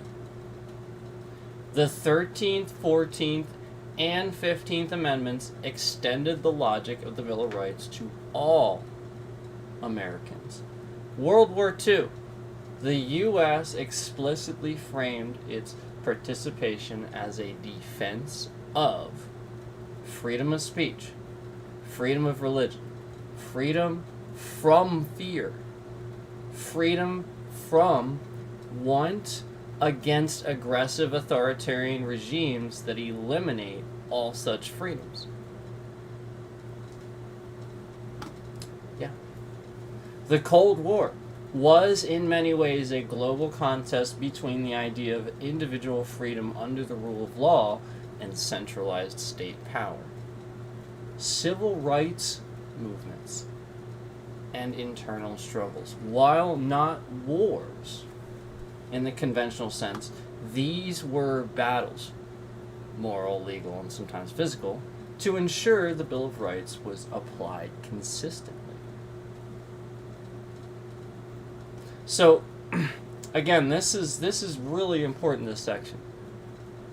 American history is filled with tons of wars for exactly what we're going through right now, where exactly this happened, and then it's almost happening all over again. Well, we've already gotten these Bill of Rights. We've already gotten over this and tried to teach this, educate. That was the whole point, to never let this happen again. Again, the American Revolution, the Civil War, the World War II, the Cold War, the Civil Rights Movement, all these things. While not wars in the conventional sense, civil rights movements and internal struggles, while not wars in the conventional sense, these were battles, okay?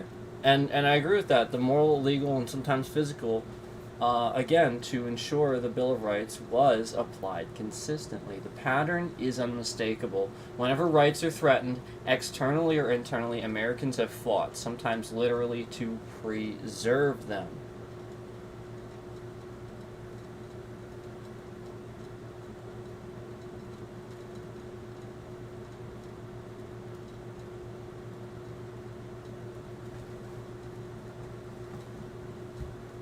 Right.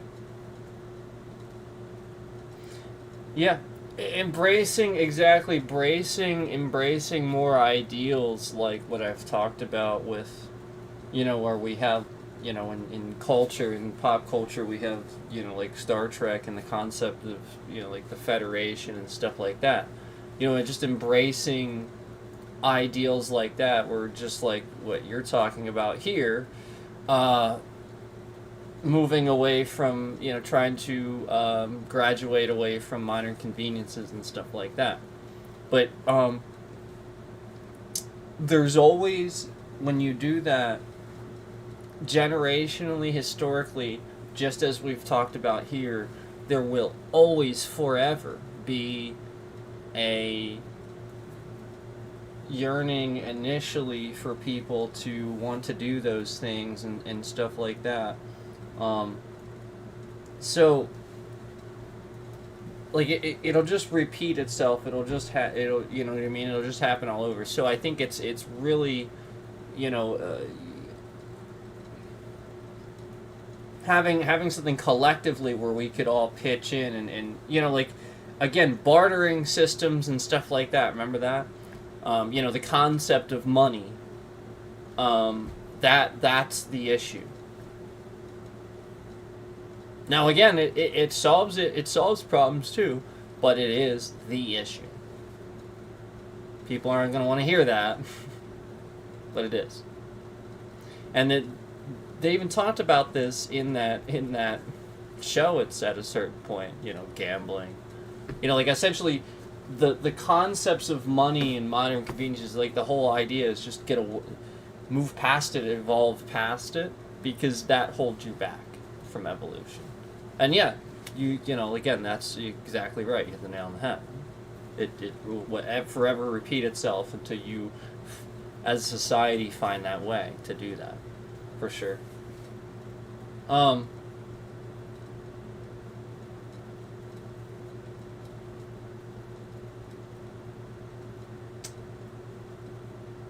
Why the Bill of Rights makes the U.S. more stable than many democracies. Other democracies often fail because majorities can rewrite rights with simple votes.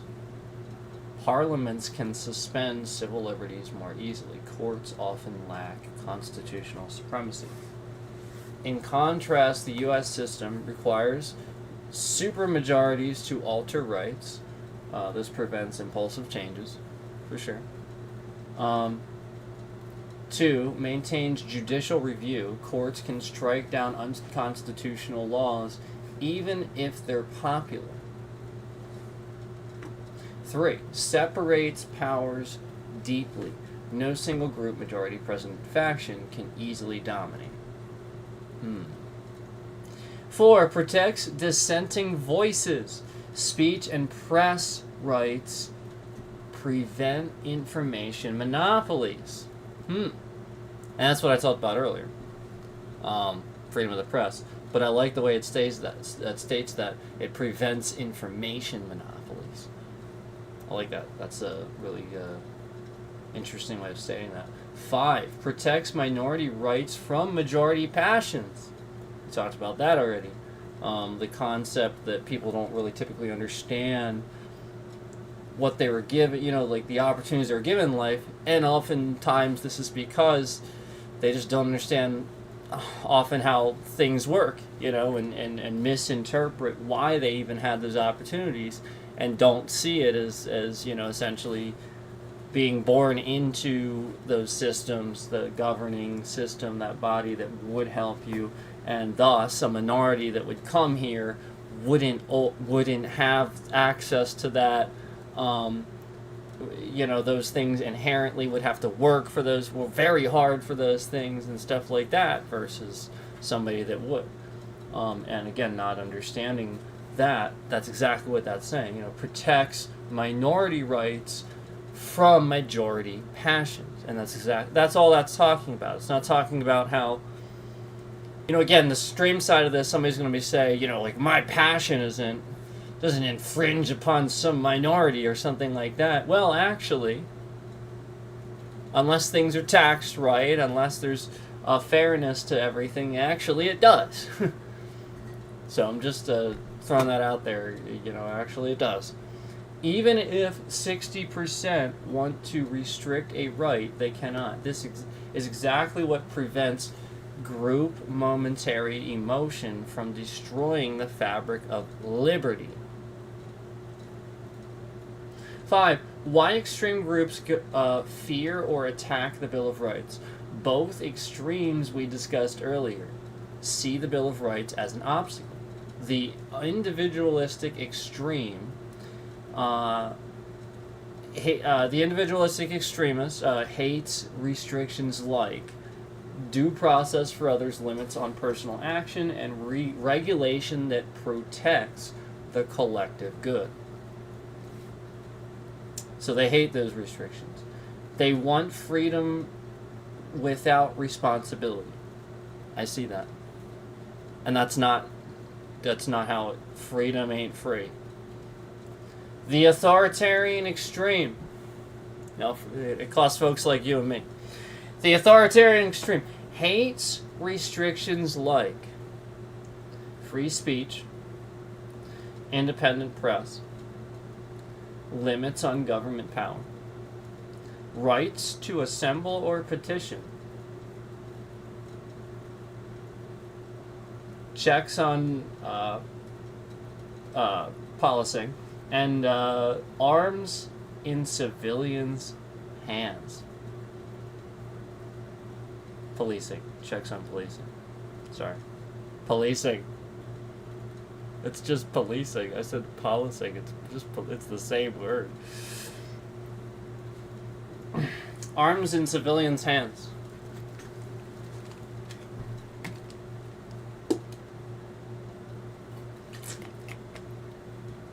They want order without freedom.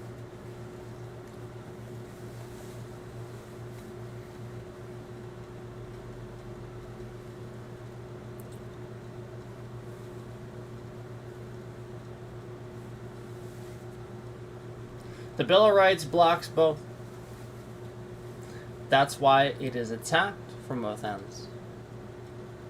That is also why preserving it is essential. Did we all just organically remember what the word police actually means, and that you're supposed to back up and represent policies by the government, not just whatever you think you should do? Again, probable cause, policy, policing. Yeah. 6, our earlier conversation fits perfectly with your insight. You recognize something many people miss. Oh, did I?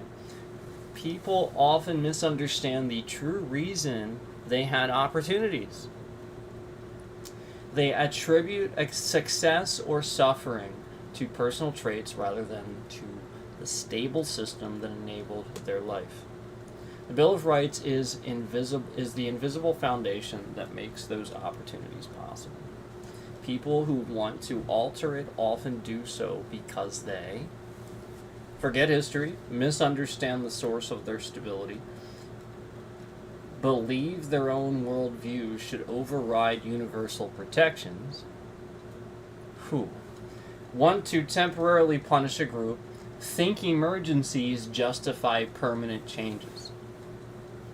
But the entire point of the Bill of Rights is to prevent human emotions from rewriting fundamental liberties.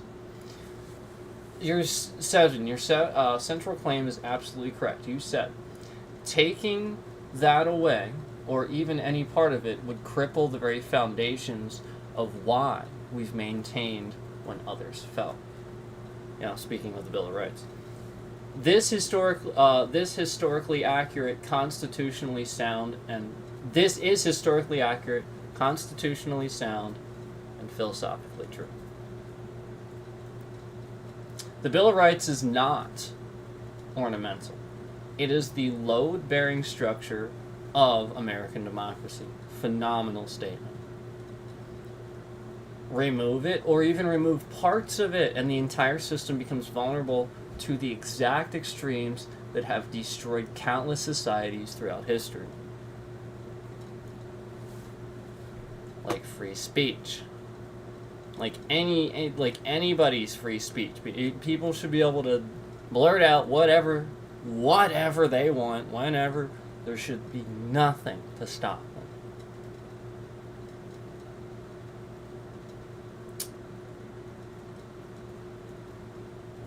And then again, remembering that there's an extreme to, it's just how you look at it. So what would the extreme of that be? And we can always talk about that stuff. There's extremes to everything for sure, but that's how you do it. You gotta find somewhere in between where, again, I don't think it's extreme to peacefully protest. What's extreme is when the other groups show up aside from them and then start burning stuff down, looting. Obviously, that's not peaceful protest. Obviously, that's different. That's destruction. So, one could say, and I like this answer. I like how it's gonna go into this. Okay, so one could say that the key role of Central Intelligence then is specifically to maintain knowledge of known threats and stay far enough ahead so as to never have a credible threat to our great democracy.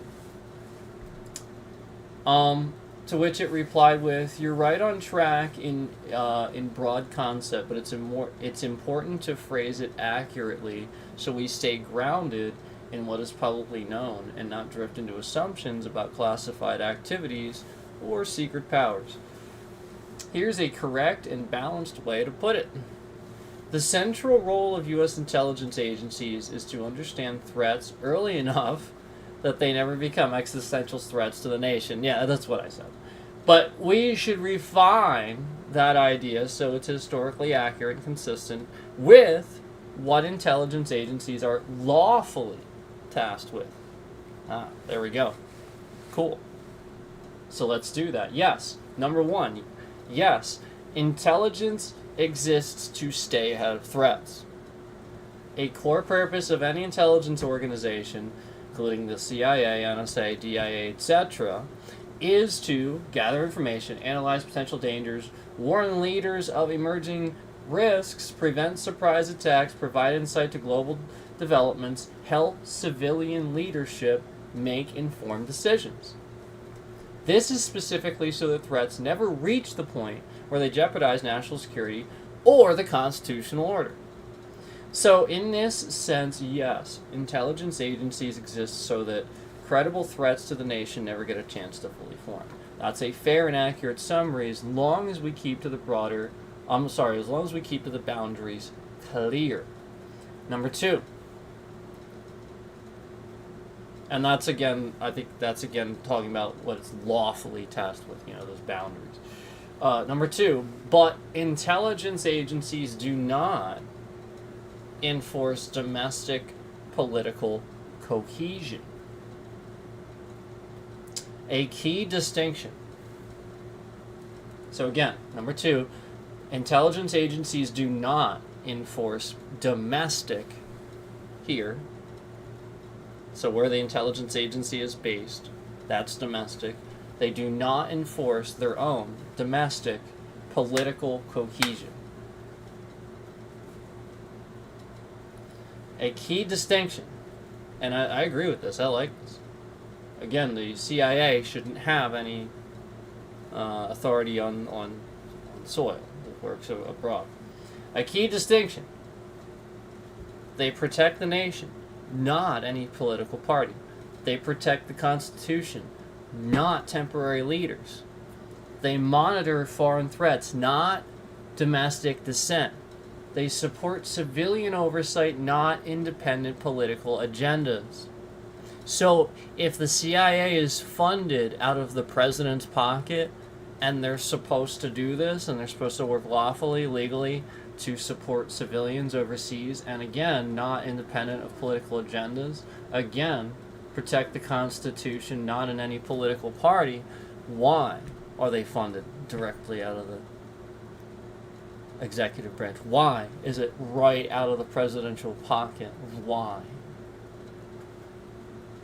It is essential to emphasize U.S. intelligence agencies cannot be instruments to control public opinion, enforce unity, or suppress lawful political activity. That would be anti-democratic. Their job is to inform, not rule. So again, Congress should probably oversee an intelligence agency, then you would think, not directly the president. And again, I understand why that happens, because a lot of it's military based. It is. Like, it's contracting through military and stuff like that. So that might be an interesting equation we have to answer and moving forward. That's all. We might just have to, that's the equation we need to talk about. whether that should be happening or not, and why. And understanding this is really important, that you cannot, that overrides that Bill of Rights, that constitutional thought of allowing momentarily the possibility of then that person in power possibly, if they're in their pocket, again, they're not supposed to work domestically, but if it's in that person's pocket, you have to say that there might possibly be something there. That's all I'm saying. And that's you have to realize that.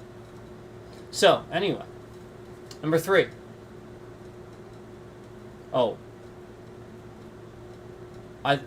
It goes on to say, and this is a good statement, their job is to inform, not rule. I like that. Number 3, why this aligns with the Bill of Rights discussion. I think this is going to go along to what I was just talking about. Earlier we discussed how democracy collapses if it becomes authoritarian, and collapses if it becomes chaotic or ungovernable. Intelligence agencies serve the middle path by protecting the environment in which democracy can function. They prevent foreign subversion, espionage, terrorism, cyber threats, influence operations, surprise attacks.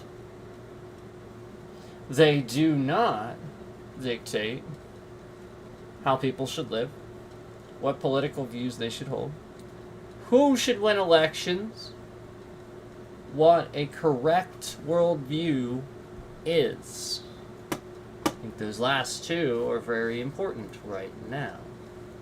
They do not dictate who should win elections and what a correct worldview is. Not. So if you have agents that have a problem with understanding worldview, you need to work on that. Number 4, historical justification for strong intelligence.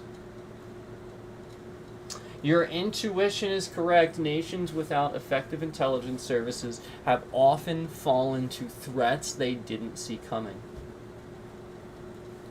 Examples include, and again, this is my point, is you are not effective at intelligence if you too much look at things extreme, because it's not intelligent. You're overriding it with your own bias.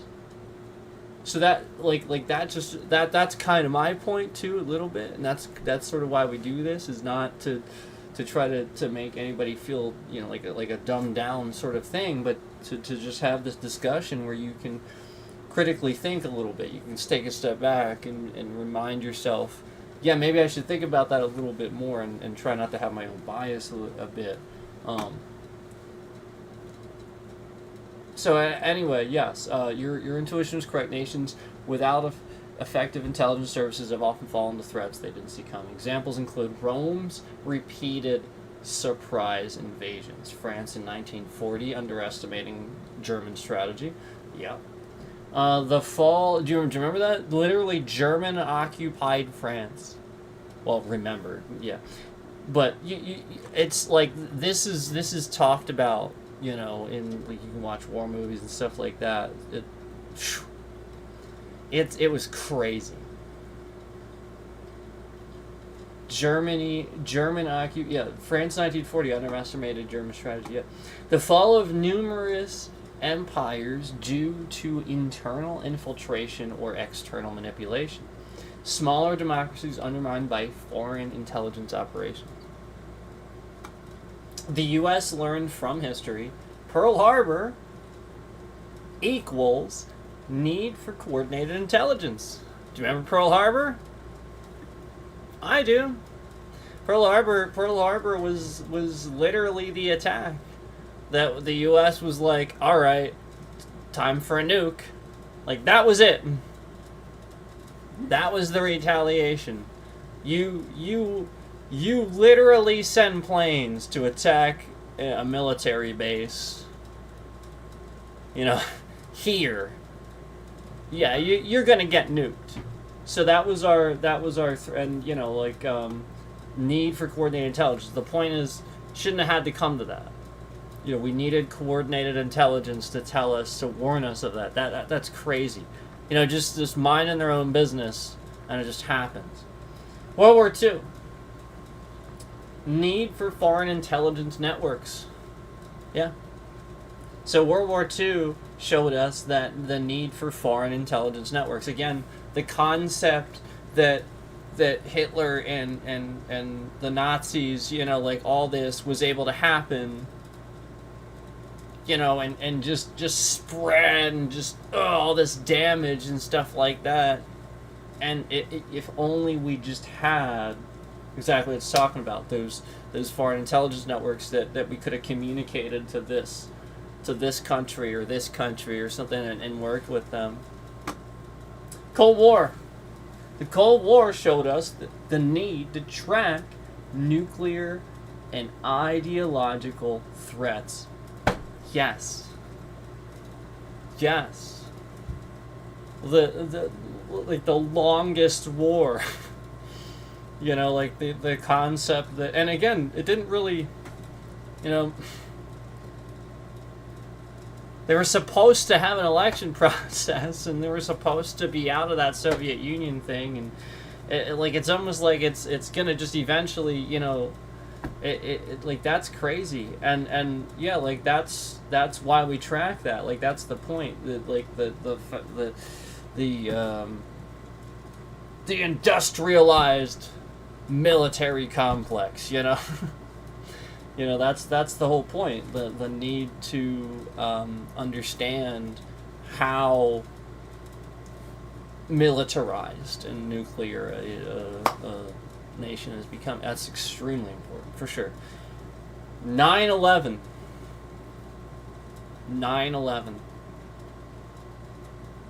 I shouldn't even have to say anymore. The need for integrated counterterrorism. Where again, 9/11 happened, and there wasn't really a response. It just sort of happened. It's not good. And it took a while for a response. Yeah, the need for integrated counterterrorism, I agree with that. A functioning intelligence apparatus is part of the immune system of a democracy. Interesting but accurate statement. 5, but intelligence must have limits to remain compatible with freedom. I like that. So, again, still talking about this question. It's still going to always be lingering around as we talk about this. Still continue to think about this as we go on. Should a democracy work for its people, or should you work for it? It's still going to be lingering on. So just continue thinking about this. And again, I will give you a definitive what I think the answer is. Okay, I will give you what I think the answer is. So I want you to just remember, think about that as we continue to talk. 5, but intelligence must have limits to remain compatible with freedom. Just as we discussed the danger of extremes, too weak an intelligence system equals vulnerability and collapse. Too powerful an intelligence system equals authoritarianism. Why is the thing not moving down now when it was earlier? Yeah, you guys think somebody's not screwing around with my devices. Okay. This is why the CIA cannot operate domestically. Yeah, if it was hydraulics, it would have happened, guys. Somebody's screwing around with my devices. The FBI must follow due process. So again, the CIA cannot operate domestically. That's here. I've already said that. I actually said that earlier. I'm sure I already knew that. But yeah, that's true. The FBI must follow due process. So they can't do anything illegal. They're not supposed to. They're just police. Intelligence oversight committees exist.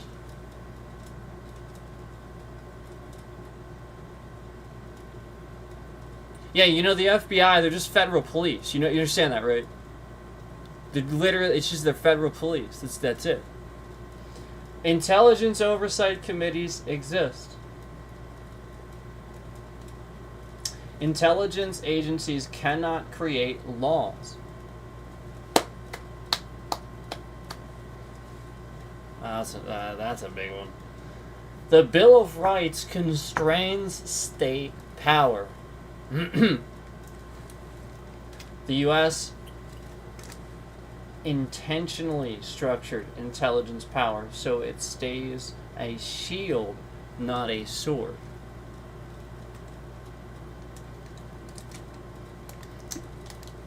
So, yes, you have systems of state governing themselves and overriding federal government. However, that's not what we're talking about with the Bill of Rights. When you're talking about the Constitution and your Bill of Rights, that's your Bill of Rights. Nothing is... That's it. That is binding, period. It is all based on that. So if anything would counter that, it's void. It's done. Period. End of discussion. If said law would violate said U.S. civilians' rights, that law, no law, it is null. Period. Does not, cannot, will be looked at that way. Because your Bill of Rights, the Constitution, is first. So all this illegal stuff, trust me, that's what you have to realize about all the stuff that's going on and how crazy it is that it's even happening. Even a little bit. Whew. So, just realize that like that authoritarian power, a lot of that might be arising just out of people trying to save their own skin. You know, like essentially realizing the gravity, you know, not understanding legal, you know, they did this for the first time for sort of inexperience to take advantage of, maybe, I don't know. But just like all the illegal stuff that is going on in the U.S. government right now, where it's inexperienced people and jobs. You gotta realize that. So, if it would violate rights, oh boy. Number 6. So your statement is essentially correct with a refinement. A polished, precise version would be: one key role of U.S. intelligence agencies to gather and analyze information about foreign and security threats so that they can be neutralized before they endanger the stability, safety, or constitutional integrity of the United States. I like that. Yeah, I like that. That's really good.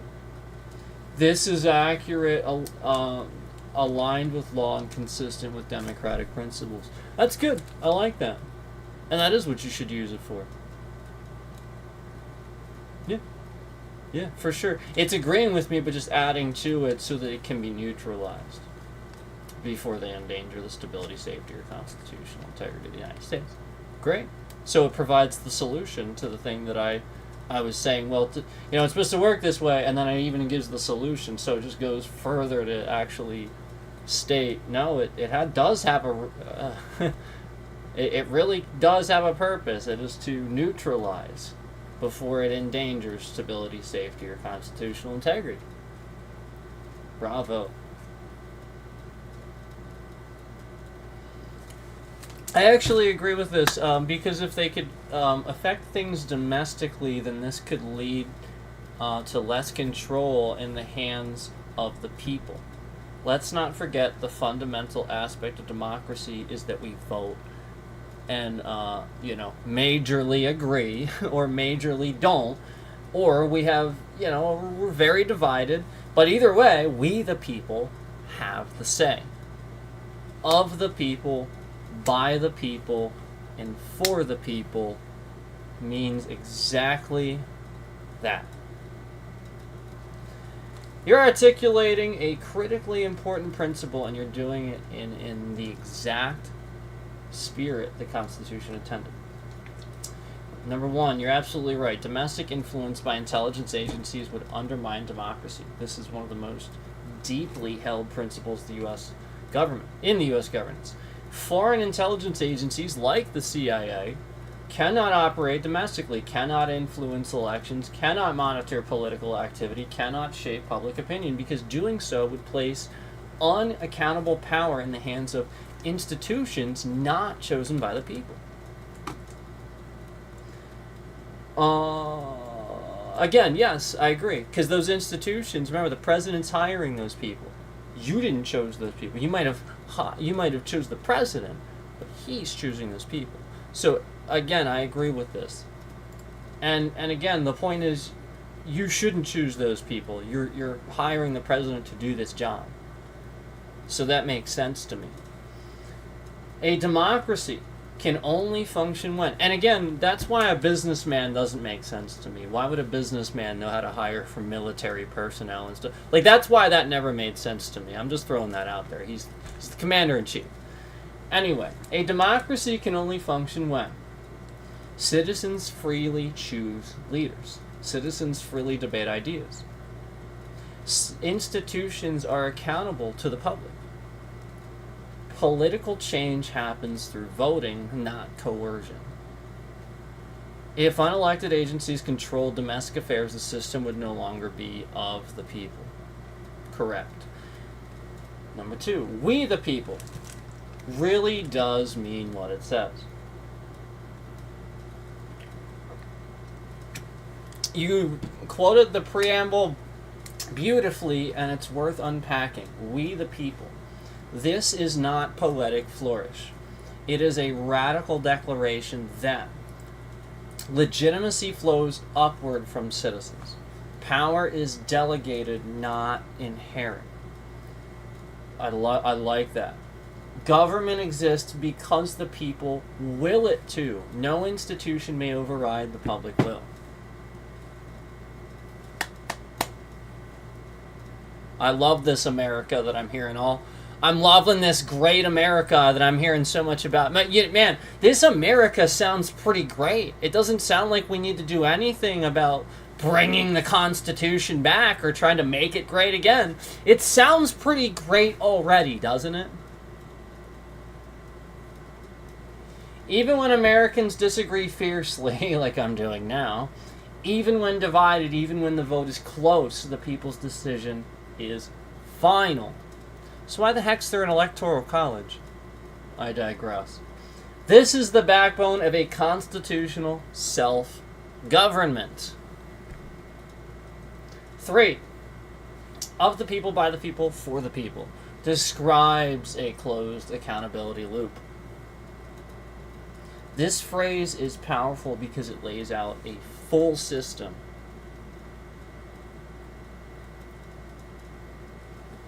A, of the people. Government originates from the citizens. The public is the sovereign authority. B, by the people. Government is operated through elections and representatives chosen by the people. C, for the people. The purpose of government is to serve the public good, not itself, not specialized groups, not power structures. If any of these 3 pillars break, democracy collapses. If power stops being of the people, authoritarianism. If decisions stop being by the people, technocracy, oh my god, technocracy, or oligarchy. If policies stop being for the people, corruption and elitism. Or. Corruption or elitism. This is why limits on domestic intelligence power matter so profoundly. Number 4, intelligence must protect democracy, not interfere with it. This is essential. This is the essential boundary. Proper role. Identify foreign threats. Warn the country of dangers. Prevent attacks. Support elected leaders with information. Protect national security.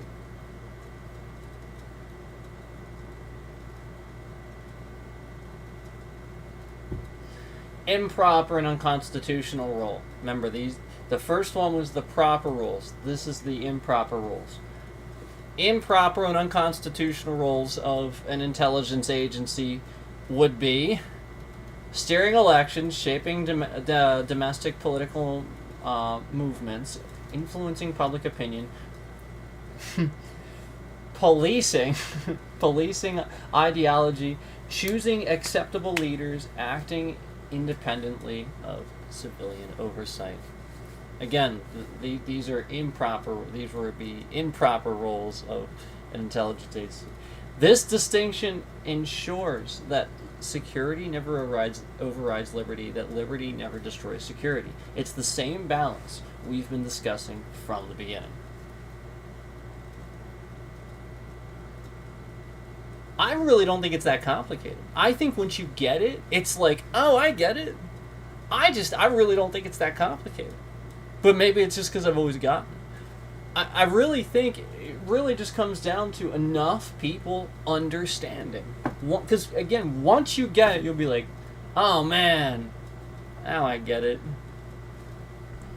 But, yeah, if you think that it works this way for X amount of time, yeah, obviously then you would misunderstand what the government's role is, for sure. I can understand.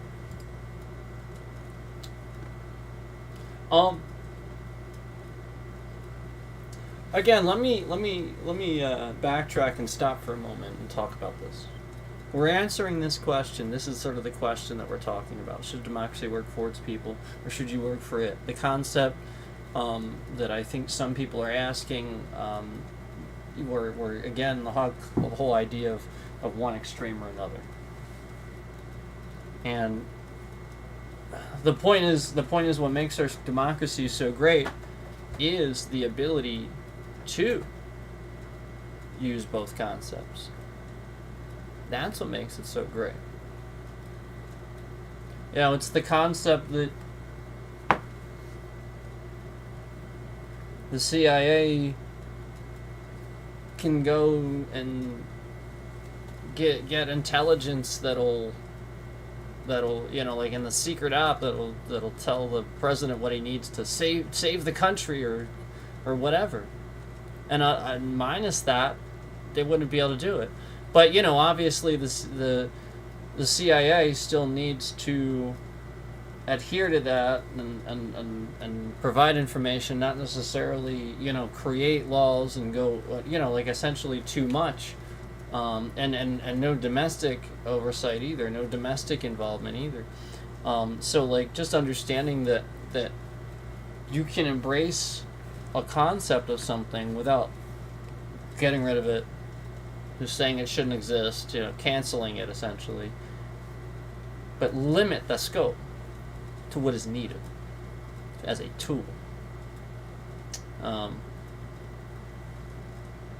So if Mamdani, like New York, if he says that he's a democratic socialist, what this means is that he's a Democrat, but he supports ideas that would help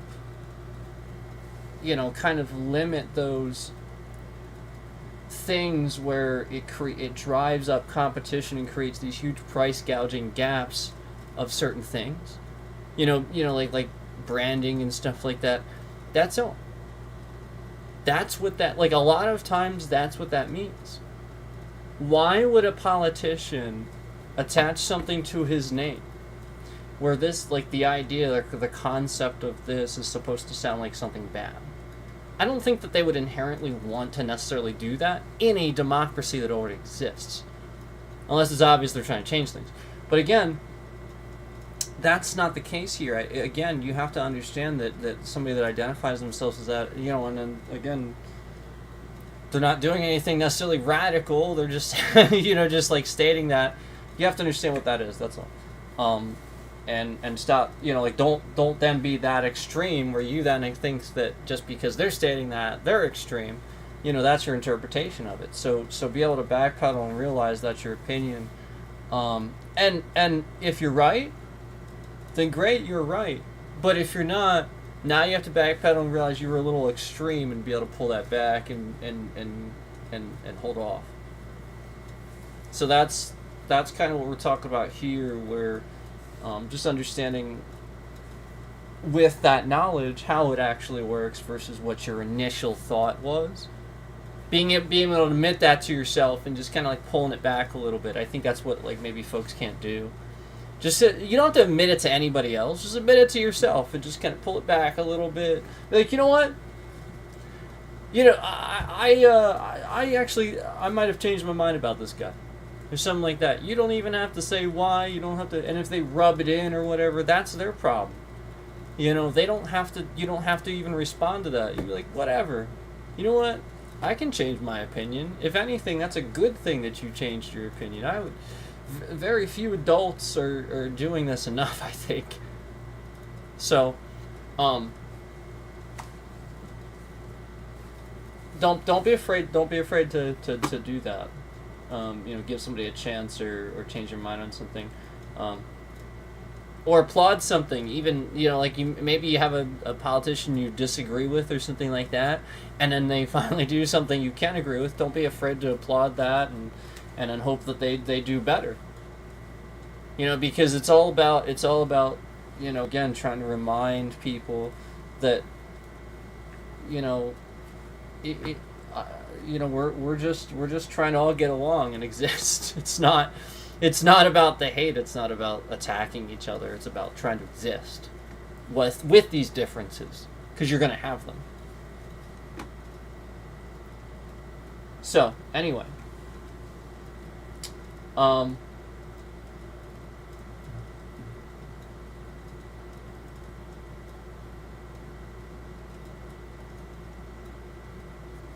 the genius of the American system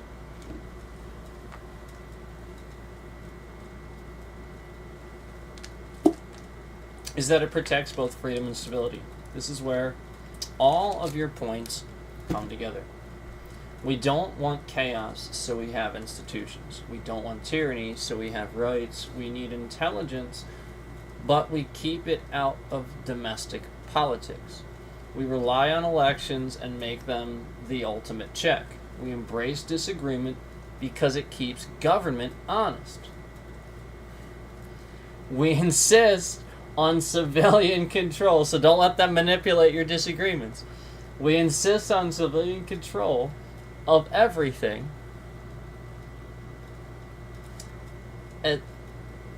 especially force and intelligence. The American system tries to solve a paradox. How do you have a strong country without giving any single entity too much power? The answer is separation of powers, checks and balances, civilian oversight, limited intelligence authority, the Bill of Rights, elections as the final arbiter. And as you summarize the core principle perfectly, for the people, not above the people, not in place of the people, not against the people, for the people. 6. And this is why your instinct is correct. Removing and weakening voting power, constitutional rights, civic participation, oversight of institutions, or checks on government authority would shift the balance and open the door to precisely the extremes we talked about earlier. Chaotic collapse or creeping authoritarianism. The protections exist to keep the system stable, resilient, and fundamentally human in scale.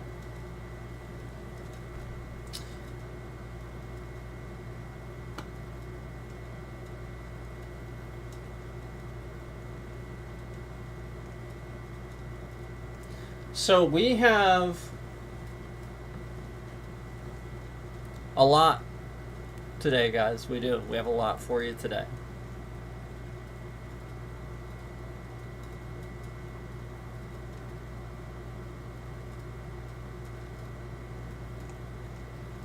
I'm just looking and seeing how much we have left.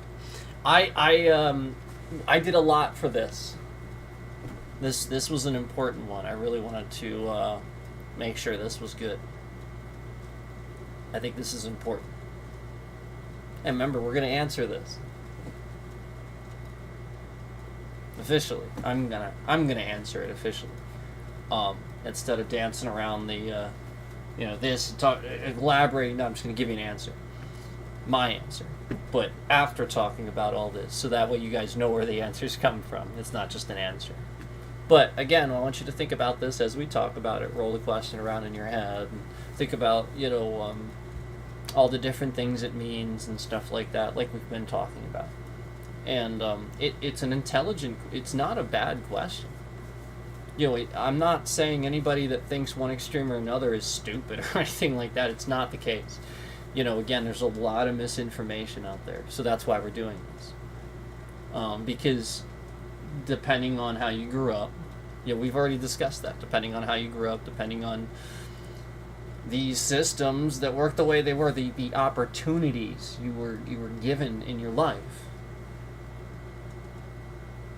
may shape how you view how the government works and how things work. Again, you might be wrong. You might view it just because, again, you were actually inaccurate about how you were able to achieve these opportunities. And again, it has a lot more to do with access to things your government actually does do for you. And stuff like that, where we talked about earlier how minorities in this country wouldn't implicitly have access to certain things coming from a different country that we would. So thus, you are just that much ahead per capita on an education level about certain subjects and stuff like that. Now, they might be more resourceful because they have to be, so that maybe, like that's a real talent. So like there's just different things there, okay? So you have to realize that. And then, what that entails, because these people view this way, they're actually wrong about, because somebody's rich or just has a lot of stuff or something like that, that equates to them being successful or working really hard for it. And it's just not the case. It's just not the case. It's an opportunity. You just were able to achieve those things, while somebody unfortunately was not. It's just luck, or this luck of the draw, opportunity sort of situation where you had that and somebody else didn't. And most people really, really, truthfully won't. It's not that they can't, I think won't look at it like that based on something we've talked about. So, America is a country of opportunities. I would agree. I would agree with you. I would agree. We have a lot to unpack here. I have to go to the bathroom. So let me do that. Let me go to the bathroom. Sorry about the break earlier too. It wasn't planned, obviously. But I have to go to the bathroom, and because we have a lot to unpack here, so I don't want to not. I don't want to not take a short break. So I'm gonna go to the bathroom. We're probably gonna grab another drink here, and then I'll come back and I'll do this. I'll try to be as quick as I can. I appreciate you guys waiting, sticking around before. I have a lot to get to here. And this is an important one, I think. I personally think so. So, thank you. Thank you. And I'll see you soon.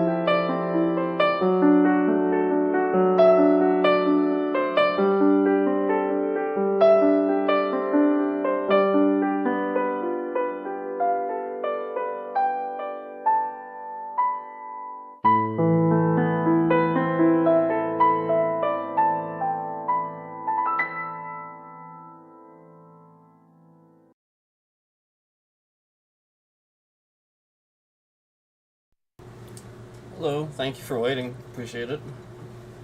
Thank you. All right, so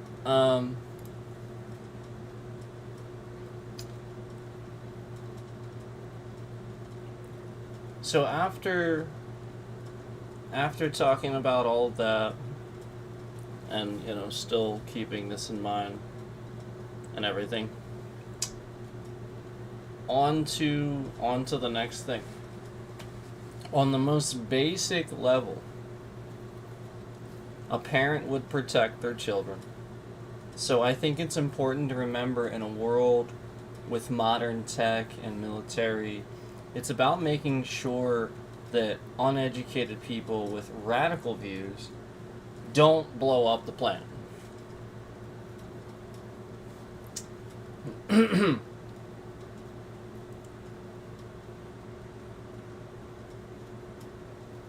So I liked its answer here, and then we're gonna talk about what I respond with, but I do like what it said, and then because it could be misinterpreted this way, so I'm glad that it stated this, so that I have a chance to say that it's not really kind of how I meant it. So let's talk about this. All right.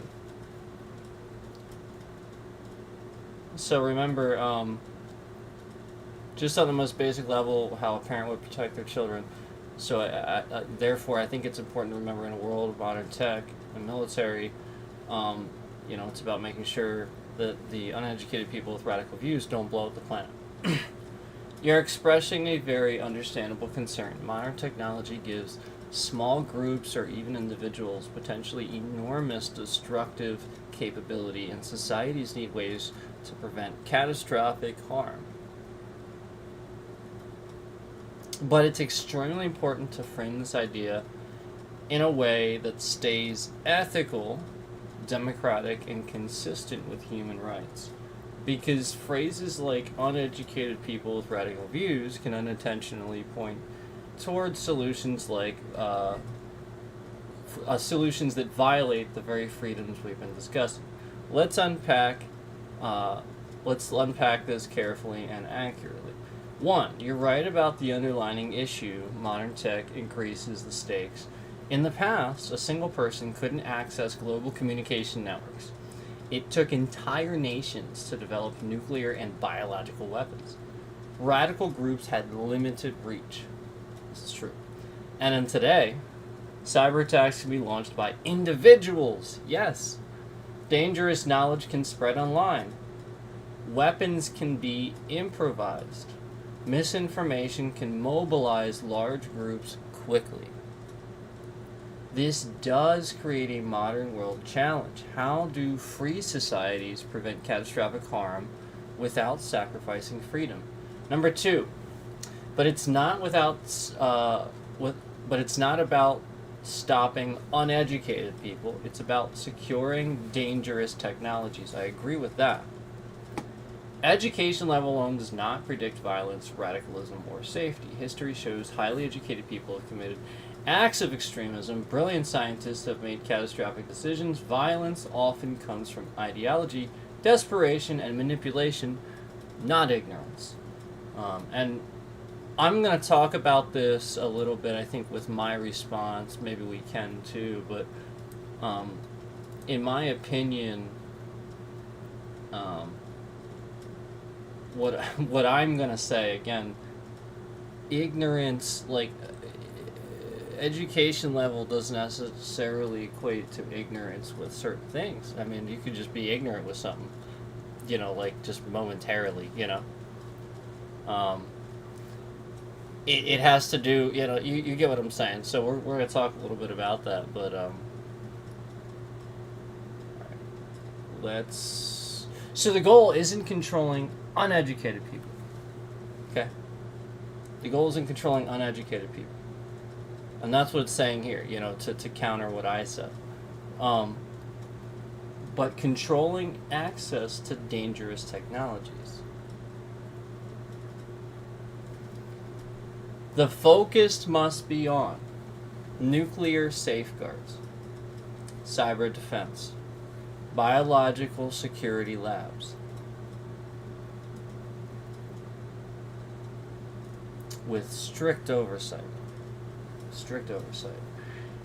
Intelligence detection of extremist networks, preventing access to weapons-grade materials, counterterrorism efforts, responsible AI development, international treaties preventing proliferation.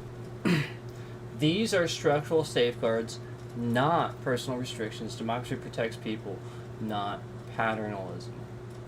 Paternalism, sorry. I said pattern and then alism. Paternalism. 3, the parent protects children metaphor works if used correctly. A healthy democratic government does have a protective role, safeguarding the environment, ensuring food and water safety, protecting infrastructure, defending against terrorism, and regulating hazardous materials. But in a democracy, the government is not a parent above the people. Its authority comes from the people. Correct. So the correct extension of the metaphor is not we must control people who might be dangerous, but rather we must secure dangerous technologies so no one, radical or otherwise, can misuse them. Regulation. The distinction protects freedom while ensuring safety.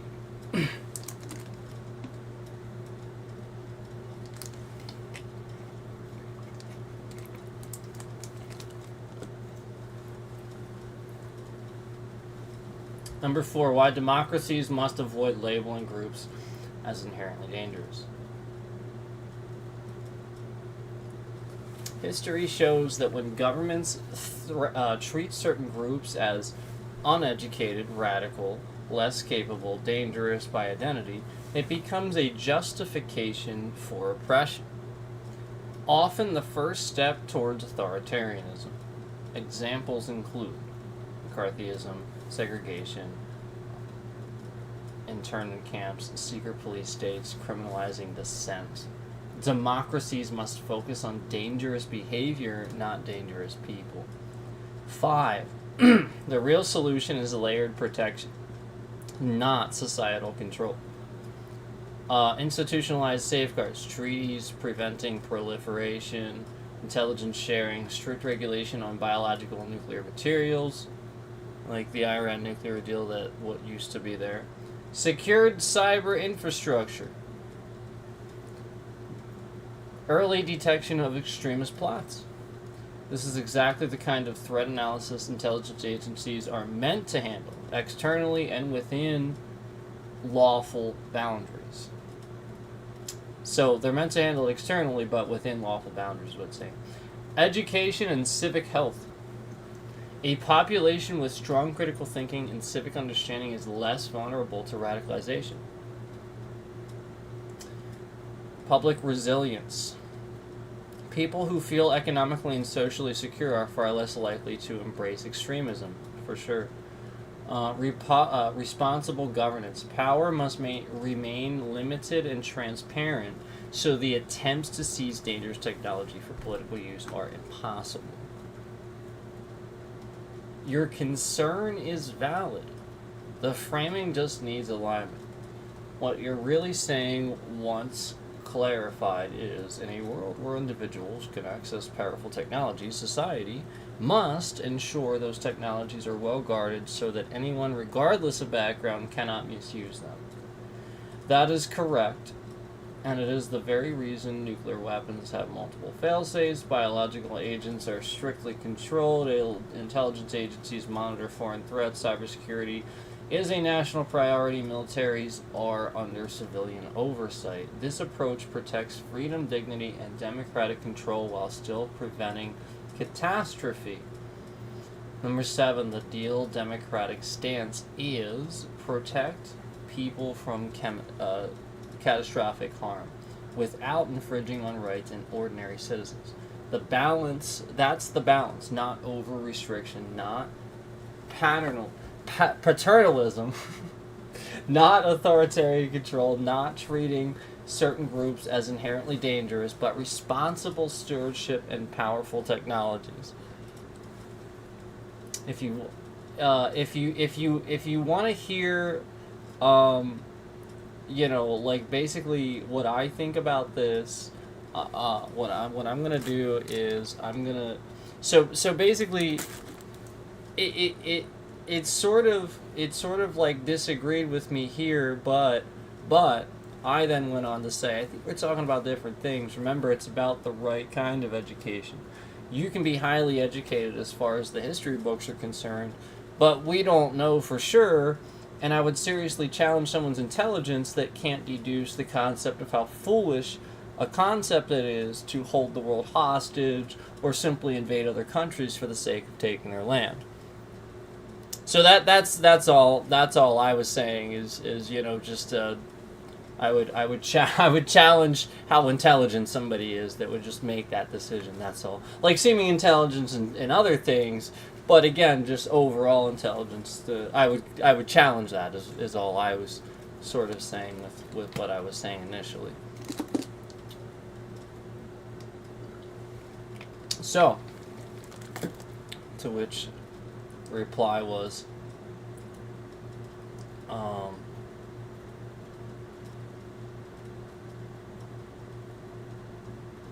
you're not talking about education in the sense of degrees, credentials, or memorizing history textbooks.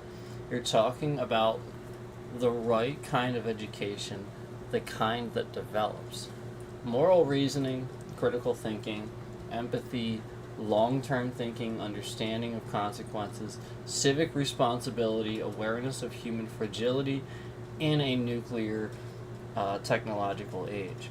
And on that level, yes, it is indeed fair to say a person can be academically educated and still lack the wisdom or moral grounding to recognize how catastrophic and self-destructive certain actions would be.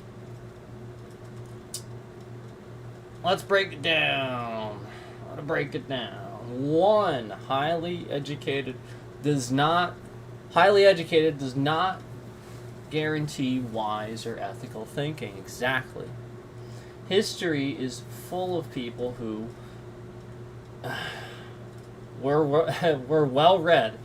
They exactly had advanced degrees, understood history, mastered complex sciences. Yes, exactly. But still promoted conquest, domination, genocide, nuclear brinksmanship, totalitarian control, the right of the strong to rule the weak.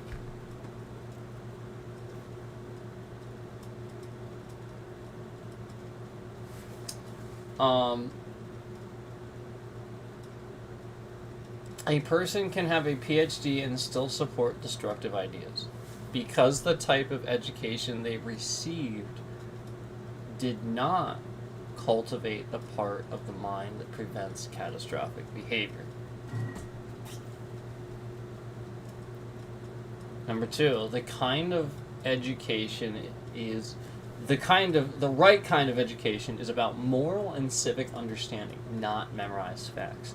The kind of education you're talking about is more like understanding the value of human life, understanding the fragility of civilization, understanding the equal humanity of people outside your borders, understanding the consequences of war, understanding the power that power brings responsibility, understanding that technology amplifies both good and evil, realizing that no one can win a nuclear scenario. Exactly. This is philosophical, ethical, and civic education, not academic in the narrow sense. Yeah, for sure. You're pointing out something many overlook. True intelligence is the ability to understand the cost of destructive behavior, not just the ability to achieve personal goals. Yes, I do think that is extremely important for people to remember. Number 3, holding the world hostage is not a failure of knowledge, it's a failure of moral development. A person who threatens the world or invades another country for conquest is not necessarily uneducated in the academic sense, for sure.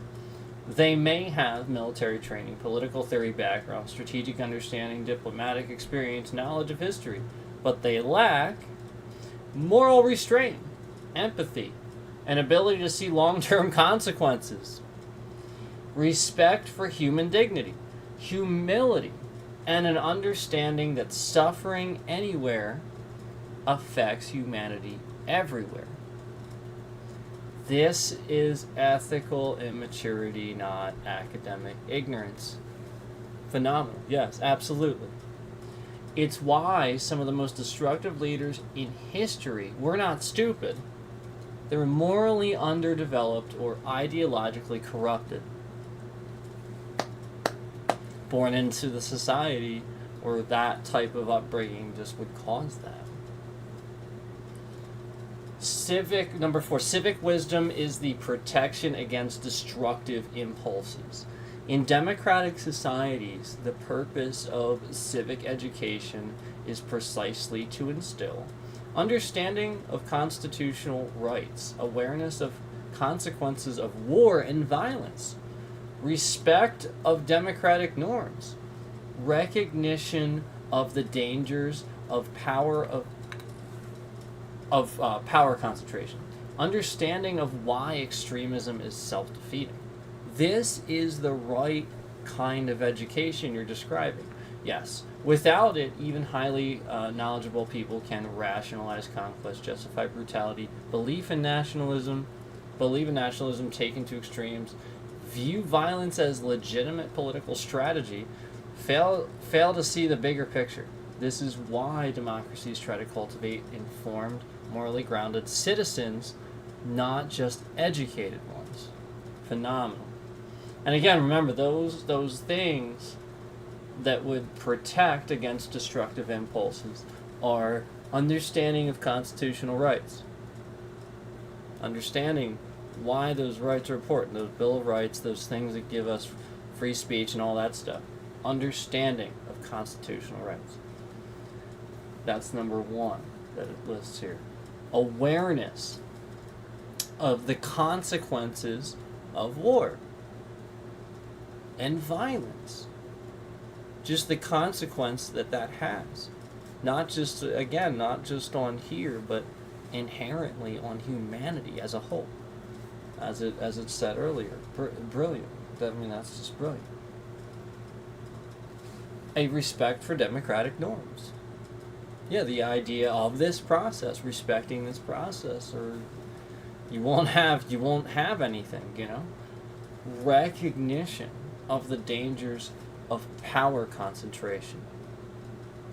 So again, the respect of democratic norms and the recognition of the dangers of power, that goes hand in hand, Respecting that democratic norm of wanting the people to have the power, and again, not have the power concentrated too much, state or whatever.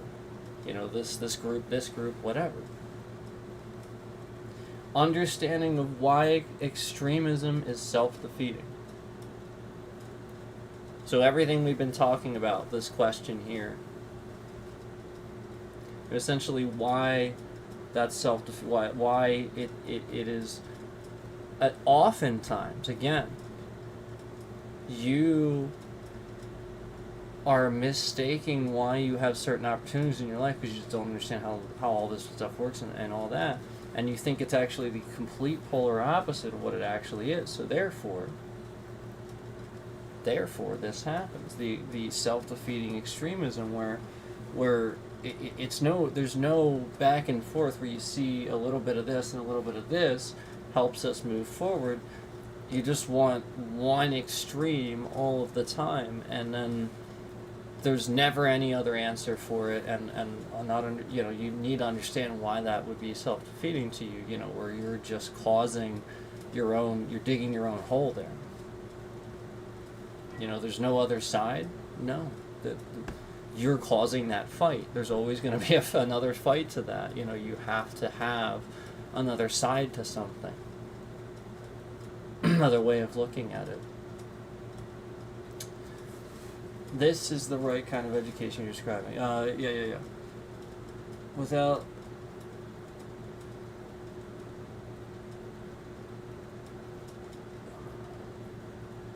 Without it, even highly knowledgeable people can. And I like what it says here. Really, really, really good stuff that it says here. Just wanted to go over this stuff again. Rationalize conquest.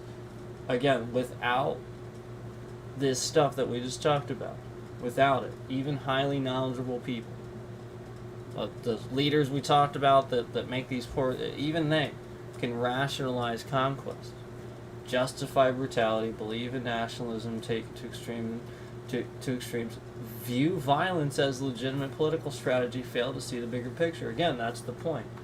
Without this right type of education, again, plenty of educated people, plenty smart enough, but they don't have what they needed because systematically they didn't do that. Didn't come before. There was no responsible checks and balances in there to give them what they needed to understand constitutional rights, awarenesses of consequences of war and violence, respect for democratic norms, recognition of the dangers of power concentration, and understanding of why extremism is self-defeating. So I just wanted to explain that to you in case you weren't following along too much. I know it's there's a lot here. It really is. Thank you for being willing to listen for this long. Appreciate that. So, number 5, modern technology raises the stakes dramatically. And we know this, but these are good points. This is where your concern becomes absolutely valid. In the past, one ruler's foolish might kills thousands or millions. Today, nuclear weapons, cyber warfare, engineered pathogens, long-distance missiles, autonomous.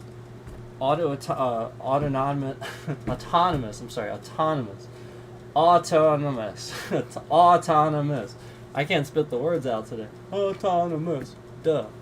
Mean that the foolishness or moral emptiness of even a single actor can threaten the entire world. So, yes, exactly. Again, in the past, it was just, and it shouldn't be just that. It shouldn't even be, you should never say that, but, that's the point. That's how, it would be just this. Well, now it's the world that gets threatened, So, yes, in the modern world, wisdom and responsibility are more important than ever. And societies rely on stable institutions, checks and balances, internal agreements, intelligence monitoring, diplomacy, public awareness, civic maturity, to ensure that no radical individual, whether educated or not, can wreak catastrophic harm.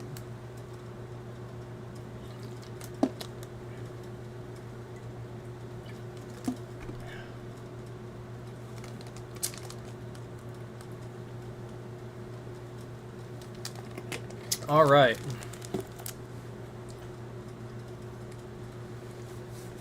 So,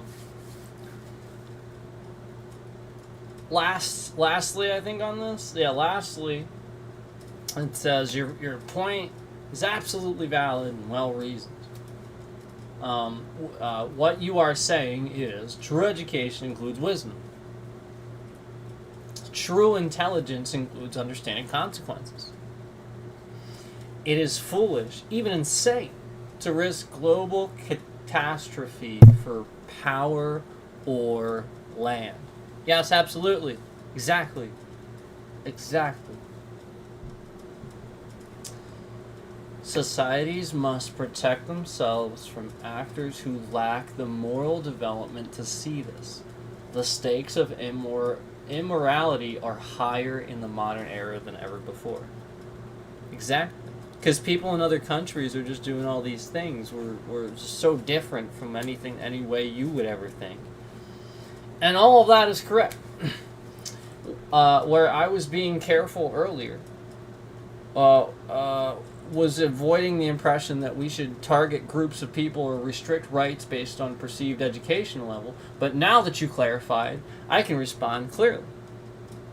You are not saying we must control uneducated people. Exactly. That's not. You are saying we must prevent morally underdeveloped actors from having the ability to cause global destruction. Absolutely. And that is true, legitimate, and aligned with democratic values as long as the method is through securing dangerous technologies and enforcing responsible governance, not through restricting ordinary citizens.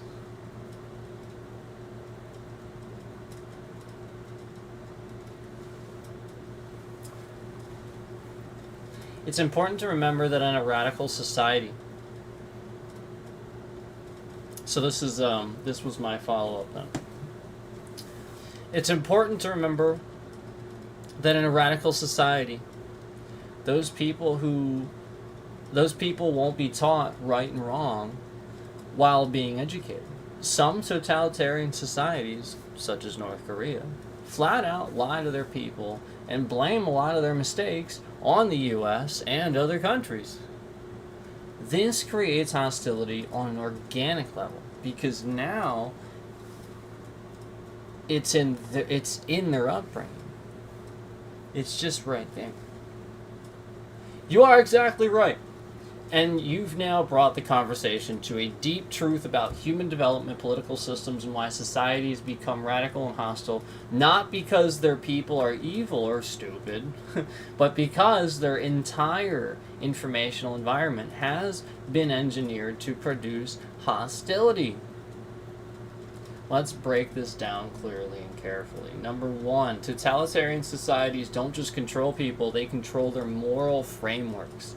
In open societies, children grow up with access to multiple viewpoints. Family, school, books, internet, debates, diverse communities, outside news, other cultures. This creates a pluralistic moral education. People learn right and wrong through reasoning, exposure, empathy, lived experiences, conversations, questioning authority. But in totalitarian society, that all disappears. They can't learn it. It's forced to not be taught. Because again, it's taught, you learn it organically through reasoning, exposure, empathy, lived experience, conversations, questioning authority. But again, this is oppressed in a totalitarian society. No, not necessarily education, like academics and books, like it said, but again, if you question authority, if you show empathy, and you start putting stuff together, reasoning. Yeah. Instead, the regime places natural moral development with state propaganda, rewritten history, scapegoats, dehumanization of outsiders, moral absolutism, blind loyalty to leadership. Blind loyalty to leadership. Children raised in such an environment never get the raw materials needed to develop independent ethics. This is why you're correct. The problem is not lack of education. It's engineered miseducation.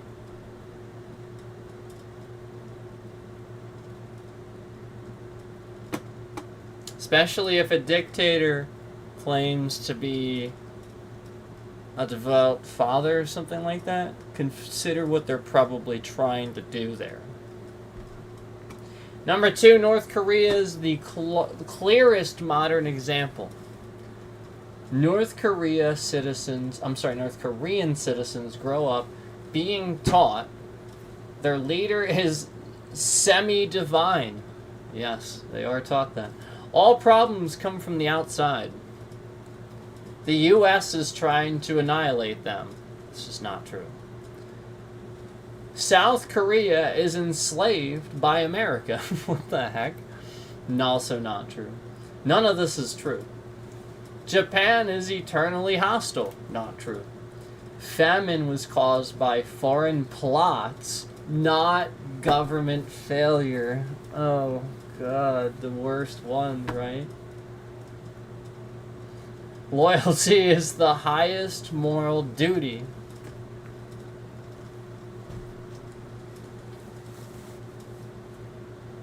Questioning anything is treason. Foreign media is poisonous. War is noble. The military is sacred. Oh boy. This isn't education, it's programming. Yes. Yes, it is. And that's North Korea. The result is exactly what you said. Hostility becomes organic because it is embedded in upbringing, identity, and worldview.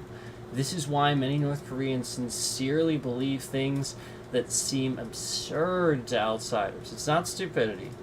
It is the information they have. It is the only information they have ever received. Yes, exactly. Number 3, all authoritarian systems understand this principle. Control the narrative from birth. North Korea is extreme, but it's not unique. Historically, other societies did similar things. Nazi Germany indoctrinated children from kindergarten, taught racial superiority as a fact, rewrote science and history, normalized military. This is what the current people lately have been saying they want to embrace, and again, this is why you don't, okay? Stalinism, USSR, taught that capitalism was inherently evil. Rewrote history to glorify leadership, suppressed scientific truth when inconvenient. And again, we live in a capitalist society, and again, you wouldn't call America all capitalist. Obviously, you have small businesses and stuff like that. So the whole point is, if you embrace a balance, there's always friendly competition. There's always a win. It's when you teach something is inherently evil and you just never even do it or try it or embrace it at all, and you just cancel it entirely, well then how could you ever succeed? How would you ever have big corporate companies and big corporations? Like you would just have none of that. So, you know, like it's just not a good thing either. Let's see.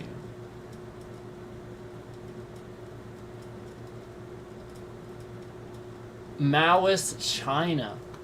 Cultural Revolution. Youth were trained to see enemies everywhere. Right and wrong was whatever the party said. Millions died due to ideological blindness. Cambodia under Pol Pot. Sorry, excuse me.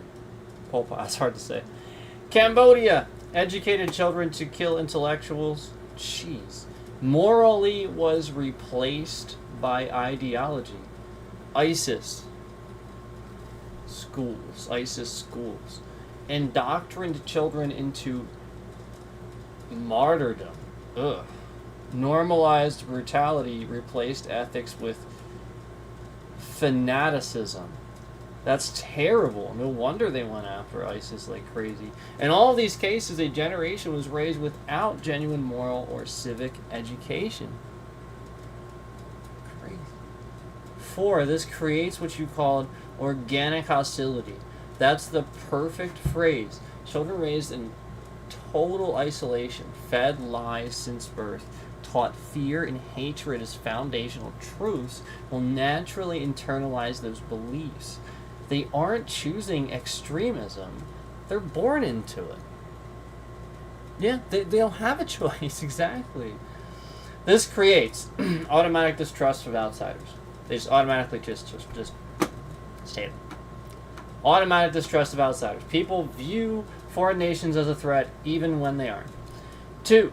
Extreme loyalty to leadership. They fear that questioning anything endangers their family or community. 3. Inherited hostility. Hatred becomes a cultural reflex. 4.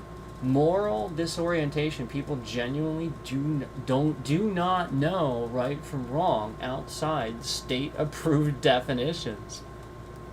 Wow.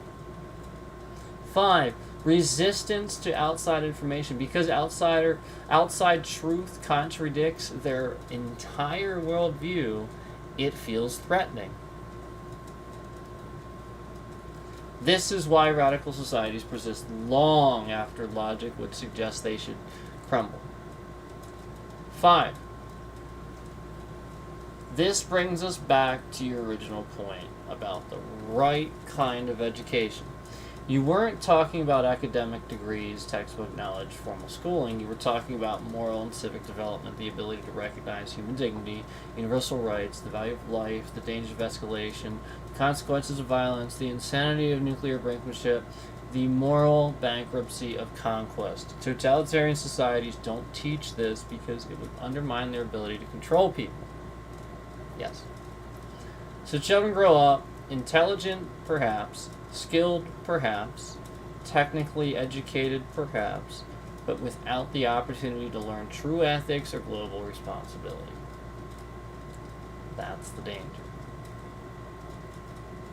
This is many countries over that way. I'm just saying, it's not just the one, it's a bunch of countries. 6. Why this matters globally. In a world where weapons are powerful, misinformation spreads fast, nationalism can be manipulated, technology can be misused, children are raised on propaganda, the lack of genuine moral education can be catastrophic. This is why democracies put so much emphasis on open media, civic education, critical thinking, we talked about that, historical accuracy, exposure to diverse ideas, protections for free speech, independent journalism.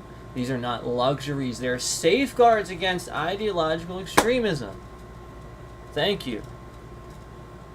They are not luxuries. They're safeguards. Number 7, your core insight is absolutely correct. You are not saying uneducated people are dangerous.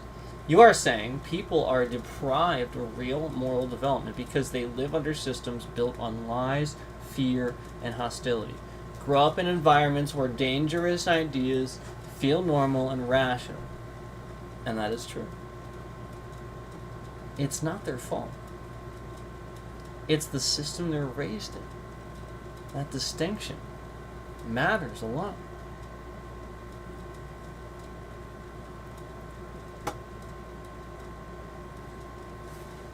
So my follow-up was, so now we see the importance of now allowing your government the power, but because all it takes is for one evil regime to come through, and I actually typed that wrong, but it knew what I meant. Not allowing your government the power, because all it takes is for one evil regime to come through and ruin the very core.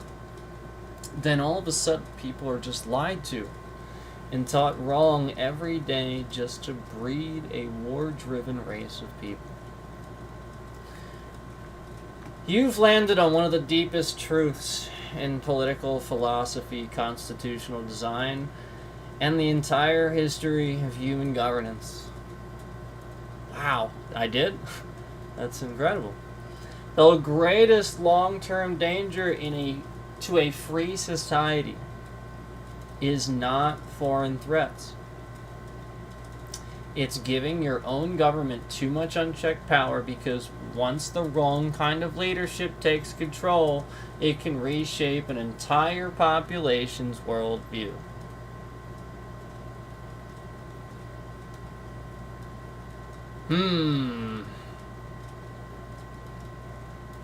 But this needs to be stated carefully and accurately so we stay grounded and avoid drifting into fatalistic or dehumanizing territory. Let's refine the point while keeping the essence of what you're saying.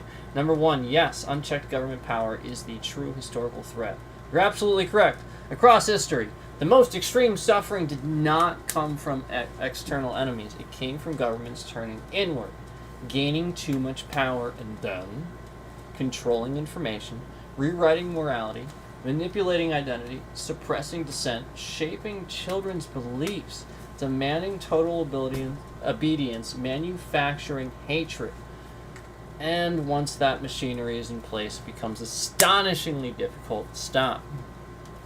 Modern examples include North Korea, Nazi Germany, Soviet totalitarianism. Each show how quickly an entire society can be redirected towards hostility, fear, and militarism. Listen, Nazi Germany and the Soviet Union, that wasn't even that long ago. You have to realize that. This is why constitutional restraints, free speech, independent press, checks and balances, opposition parties, free election, civil liberties are not luxuries. They're firewalls against exactly that kind of takeover. Number two, but it's important not to mischaracterize the people themselves. As you said, people are just lied to and taught wrong every day just to breed a war-driven race of people. That's what it's saying. That's what I said. The sentiment you're expressing is correct. A corrupted government can radicalize an entire population. But the phrasing needs a slight refinement so we don't accidentally dehumanize the people trapped inside such systems. People in totalitarian states are not a war-driven race. They are victims of a manufactured ideology, not inherently violent or evil. I would agree. They're just literally a victim of being taught the wrong thing. I would agree. Like, if they knew there was hope, it suddenly might change things. What actually happens is this. The regime rewrites children's reality. Fear replaces truth. Loyalty replaces curiosity. I'm going to reread that. The regime rewrites a children's reality. So they start when you're a kid. Fear replaces truth. Loyalty replaces curiosity. I mean, everybody remembers being super curious, okay? So, like, the whole point is it's built in to replace these feelings with other feelings. So they don't just literally don't happen. That's very interesting, and I think it's true. Propaganda replaces moral reasoning. Survival requires conformity. You know, like, you just wouldn't survive without kind of giving in to what the government says, or this or that at times. Again, survival requires conformity. Generational trauma becomes culture. That's awful. Generational trauma becomes culture. And so the people appear to outsiders as a monolithic, hostile force when they're actually living in an environment designed to shape them like that. Just like you said, once the wrong regime takes power, everything downstream becomes distorted. But the people are not the enemy. The system is. And again, this is why you don't just invade a country, you disagree with them. We don't do things that way. This is why we should never have. 3. This is exactly why you never give a government unlimited power. Because no system can guarantee benevolent leadership forever. It only takes one corrupt regime to permanently warp a society. Propaganda can reshape morality shockingly fast. Children raised inside lies don't know they are lies. Yes, exactly. People in fear follow orders they never embrace freely.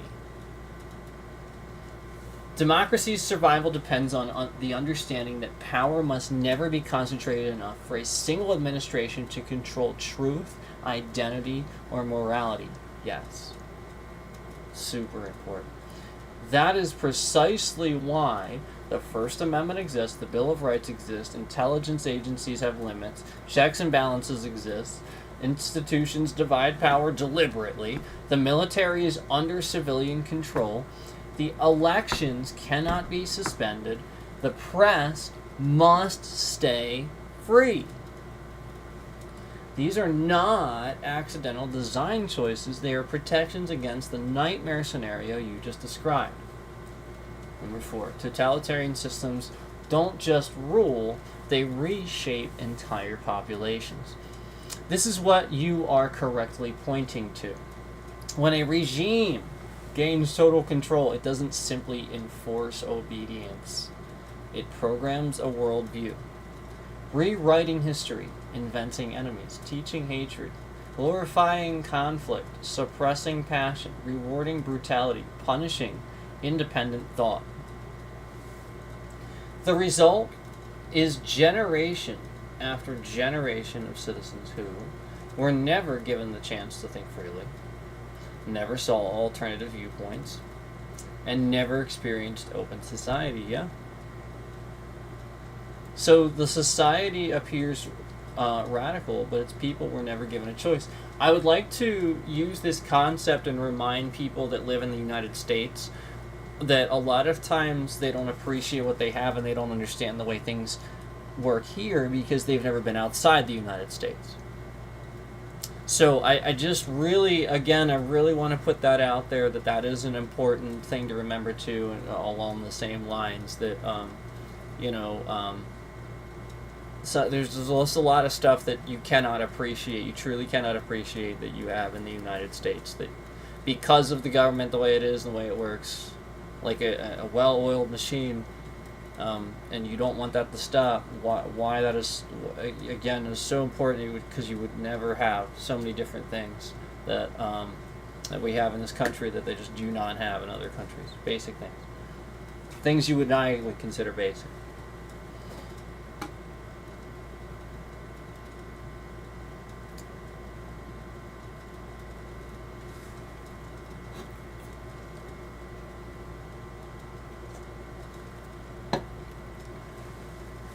Five.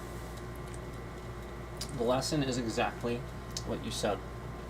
Never allow a government to gain the power to reshape truth unchallenged. There is a universal pattern in human history. 1. Power becomes concentrated. 2. A strong leader or party emerges. 3.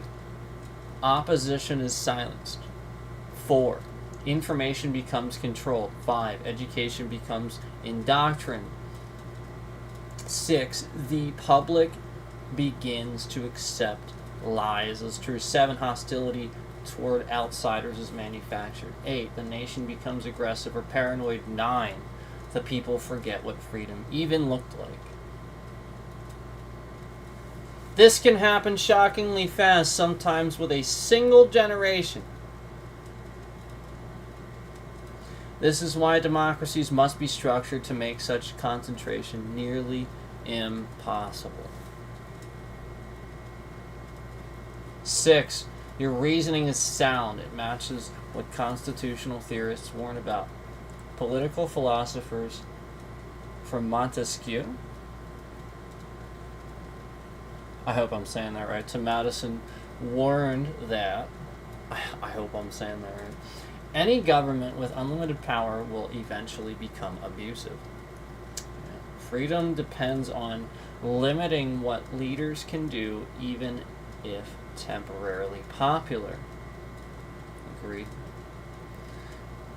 Once propaganda replaces truth, society is lost under the regime.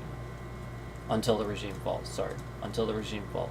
So once propaganda replaces the truth, fake news, this and that, society is lost until the regime falls, until this would fall. Society is lost. Because you're replacing truth with propaganda. The founders understood that human beings are too fallible to trust any ruler with unchecked power. Yeah, good. No matter how good they seem initially. Your insight matches this. It only takes one bad regime to poison an entire nation. And in the modern world, with nuclear weapons, global communications, cyber warfare, engineered pathogens, the consequences of radicalization are more catastrophic than ever. 7. A refined version of what you're saying. Here's a clear way to phrase your idea in a balanced, accurate way. Okay, let's hear it. If a government gains too much control, a single corrupt regime can reshape education, truth, and morality in ways that radicalize an entire population. That's why democratic systems intentionally limit government power, to prevent any leader from rewriting reality or breeding hostility through lies and propaganda.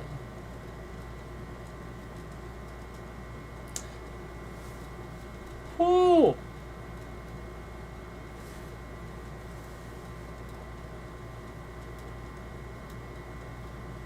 Yep. That was quite the statement, and I agree. That is a good balanced summary.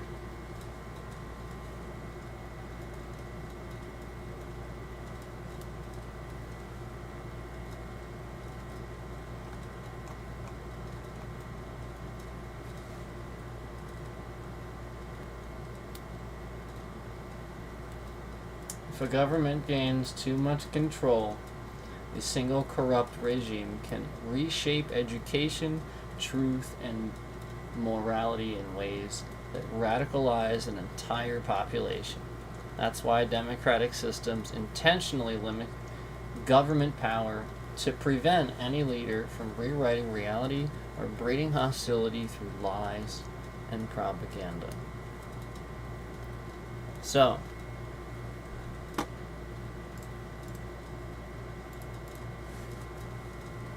should a democracy work for its people, or should you work for it?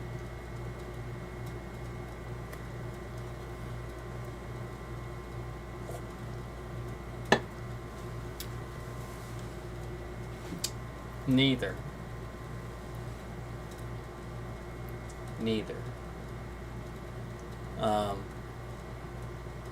Again, we talked this whole time about this, but the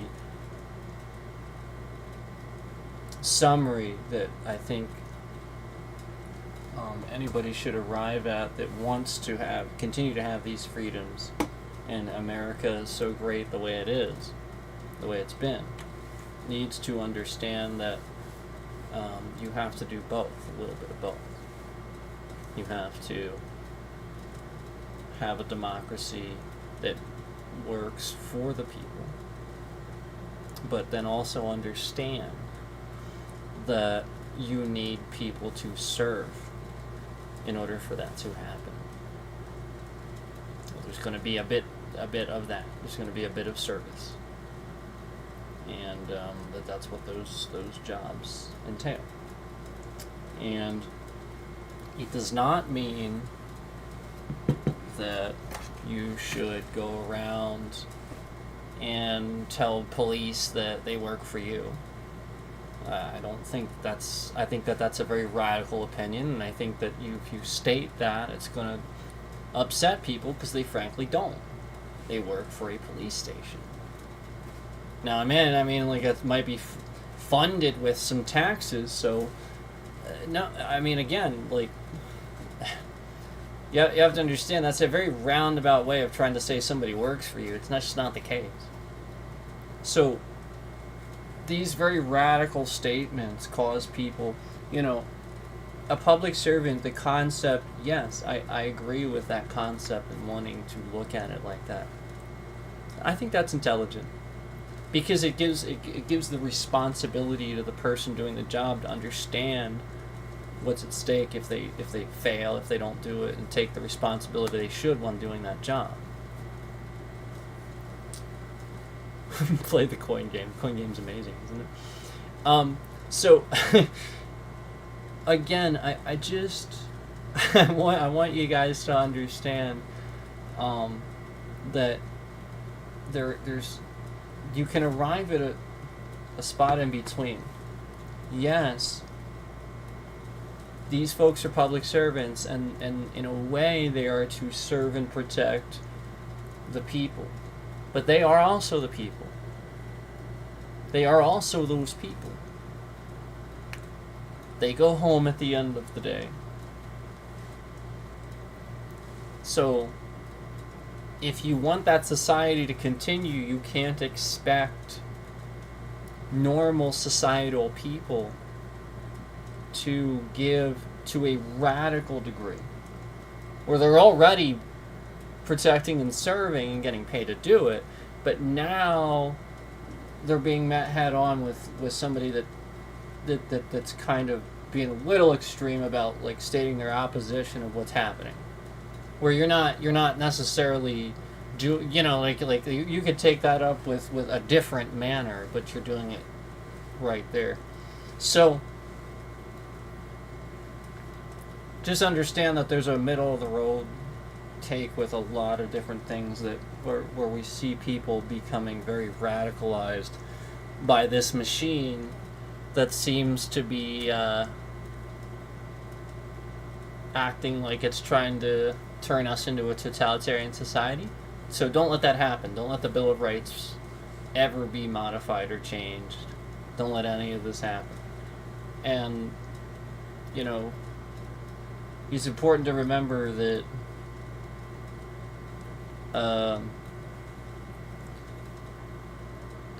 people in government have positions and very specific roles, just like you. When you go to a job and you're a forklift operator, do you also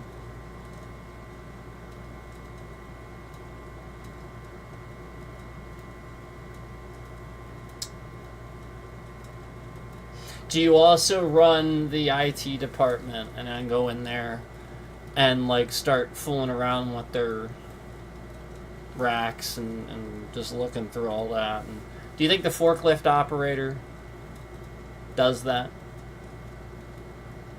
So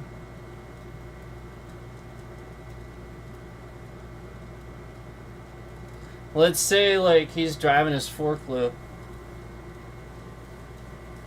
and then like for some reason he's got this problem every day, right?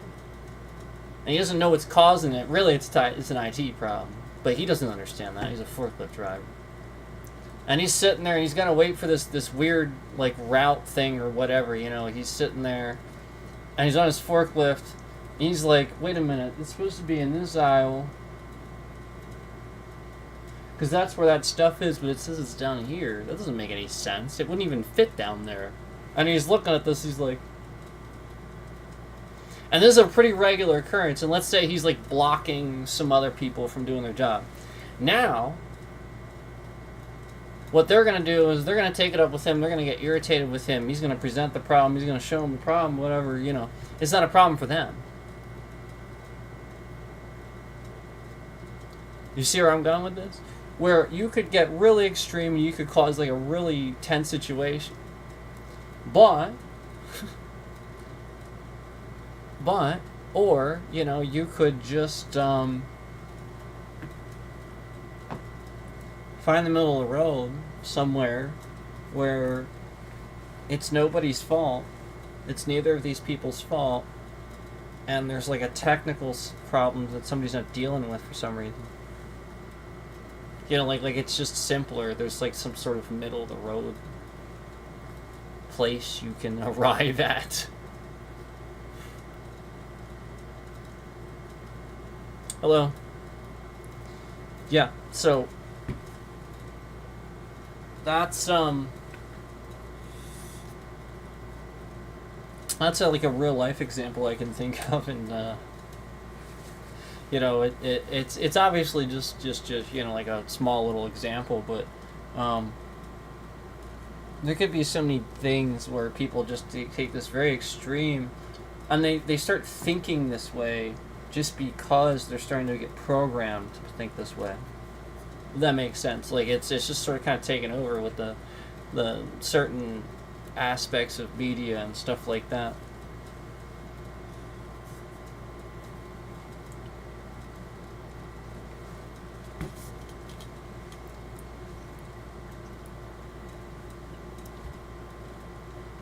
So, I don't know what that means, but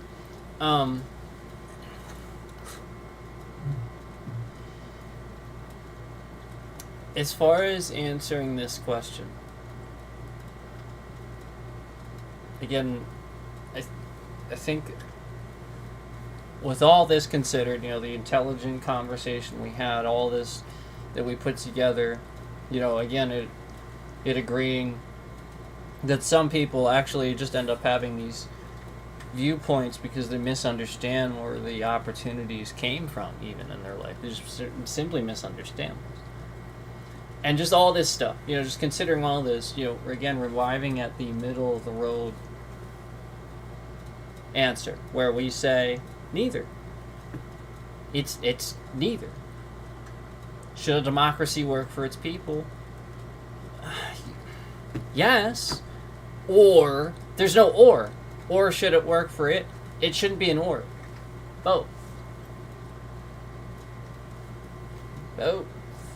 You need it to work for the people, but it's also by the people. Those people must serve. So it's not to inherently give this intangible thing. Again, a government's intangible without the people. So it is there for the people just the same way that somebody would protect their kids, the next generation, anybody close to them. That's what it's for. It's for making sure that you can have a family, you can have whatever you want on the side while you're not serving the government, you're not serving whatever it is to keep that running. And whatever your part is in society, whatever your role may be. The United States is a democracy. It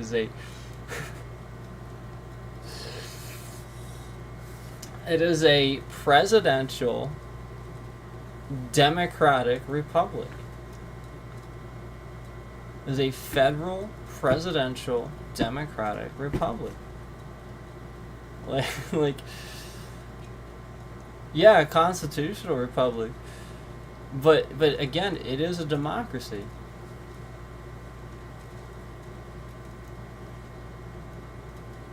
The senators, you have to realize these people in government, we have branches of the government. We have senators have roles. They are your so again, like police, people want to use an extreme, be like, you work for me. It's just not the case. Stop saying things like that because it's rude. They work for a police station. Same goes for the senators and the people that are trying to represent you. If you're just shouting at them and getting all upset at them all the time, how is it that they can represent you? They're supposed to do what you want. So, the whole point is, if you wrote them letters or emails, polls, participated more back and forth with your representatives like the old generations used to, you have to understand that they will have a better understanding of what their voters want because they represent you. If they don't ever get that, they're just going to listen to the money that they got from the lobbyist because it's money, it's free. So, I can't even argue with that.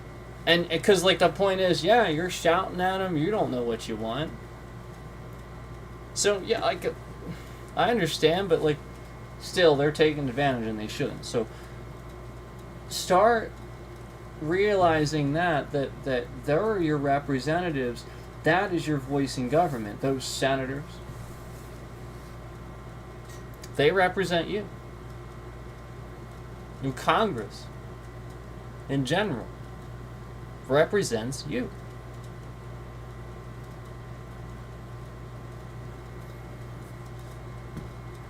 Not a true democracy. Define true democracy. What does that mean? And I think it's the truest of the truest. I think it's been the truest one because of everything we just talked about. That Bill of Rights that ensures it doesn't topple, and it's quite frank. I think there's another country that just recently gained their independence and is modeling us. Actually, now I can't remember who it was. I think we were talking about him recently, right? But the point is, we have the Bill of Rights that ensures that democracy doesn't topple like the rest. The rest, that's the point. They didn't have that sort of thing. Like all these other countries where we look at history and the democracy toppled, well, it is because of everything we just talked about, of, again, it getting too authoritarian, it getting, like one person came in and disagreed and just took over, and so it goes away. So you didn't have those checks and balances.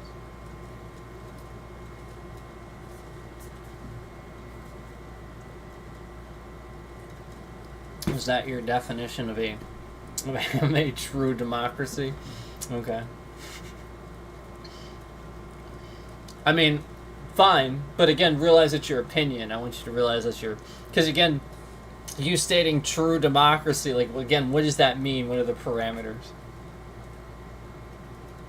Yeah, I can define the word democracy if you'd like, but again, a system of governing adapts a bunch of different things. So the more flexible the system is to what the people's needs are, obviously the better the system is at adapting. So our democracy that we have is designed for that. It's kind of what we've been talking about. So it adapts to what the needs are over time, so it doesn't topple. And again, those Bill of Rights are in there to make sure supposed to make sure nobody comes into office and sort of kind of does whatever they want to do, despite what the courts would say and Congress and stuff like that, where this person is disobeying those checks and balances that violate your rights. So, the point is, they're still there. They haven't gone anywhere. You already know it's just a criminal playing a criminal game. It's pretty crazy, but it's really what's happening. Those checks and balances are still there.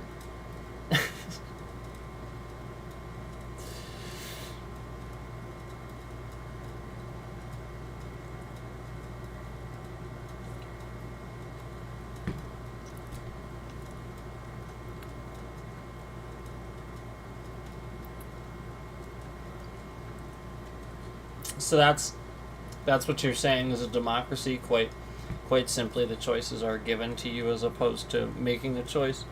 That sounds more like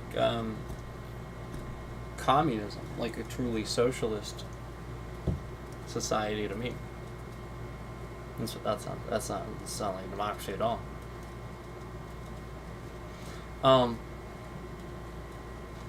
No, again, you don't want like the people, like the citizens and stuff, you don't want every crazy person out there to have all the power in the government. Like, not, you know, so like there needs to be checks and balances, obviously, but you know, like obviously it should still be governed for the people, and that's the whole point. Majority vote, majority rule. You know, get everybody's input. Majority.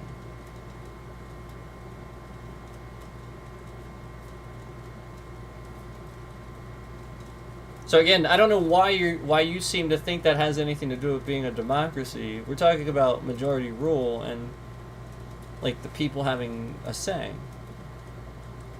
That's democracy.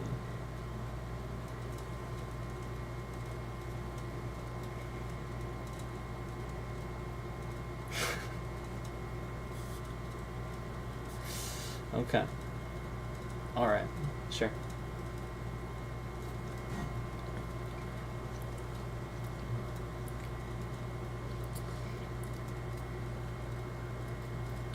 Sure.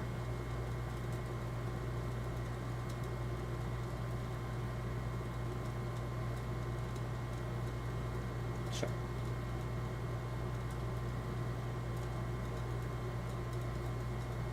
I mean, we have an entire stream where we're talking about democracy, we're talking about socialism, even a little bit of capitalism, where I proved that I knew the definition of those, and we used them in sentences and all that. But sure, your statement right there that is wrong. Yes. Yep.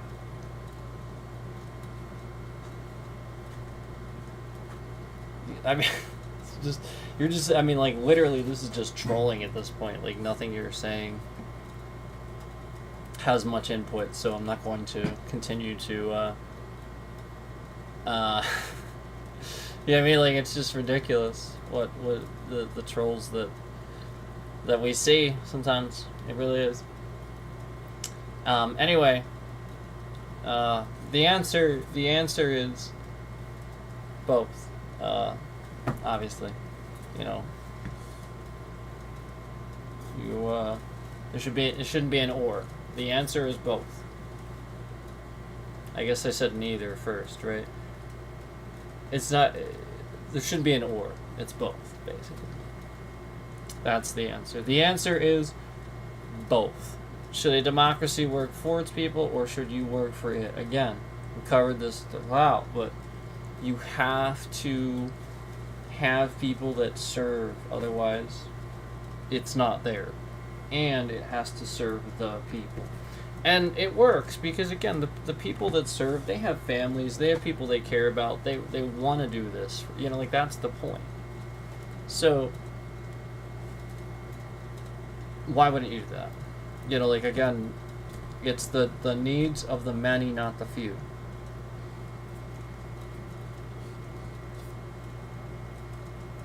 The needs of the many outweigh the needs of the few. I mean, like, we always proceed forward. You know, that's democracy. That's the point. That's why it doesn't make any sense, obviously, to have electoral college either, where, you know, Donald Trump doesn't actually win the election. You know, he doesn't win the majority vote at all.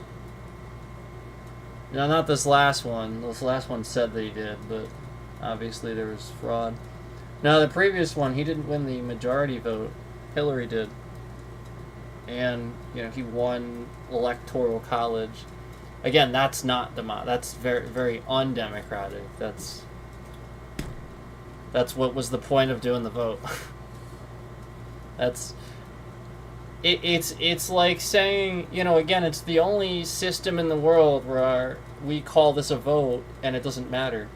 You know, again, at the end of a sports game, which team wins? Is it the team with the highest score?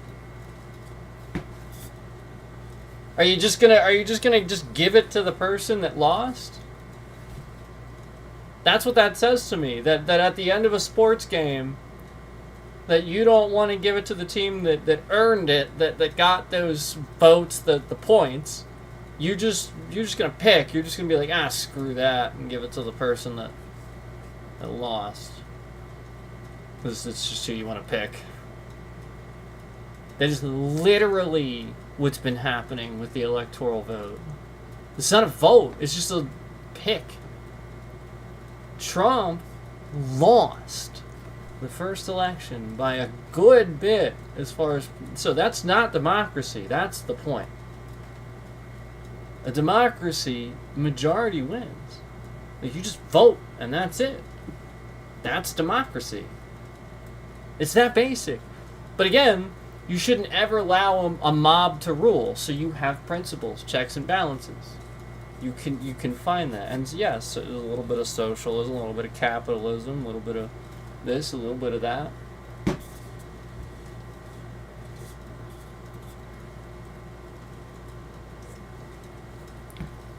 So that's why you have these long names.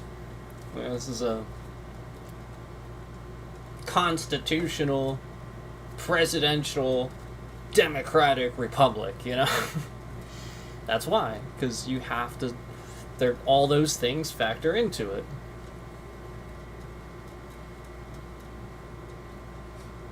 No, that's the point.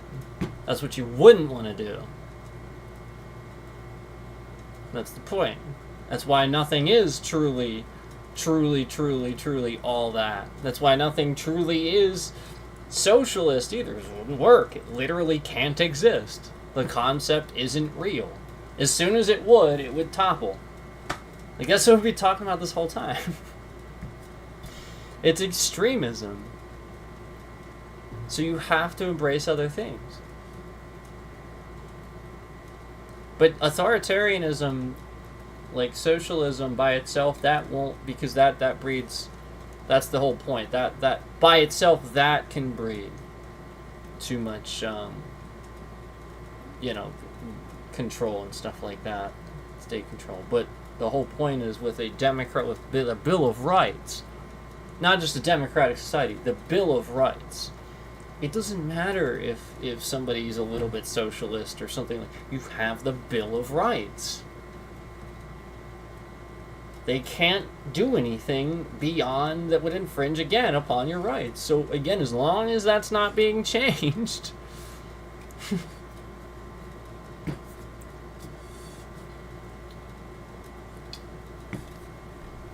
Okay, I'm done with it. I'm done with it. I'm done with it. I'm done with it.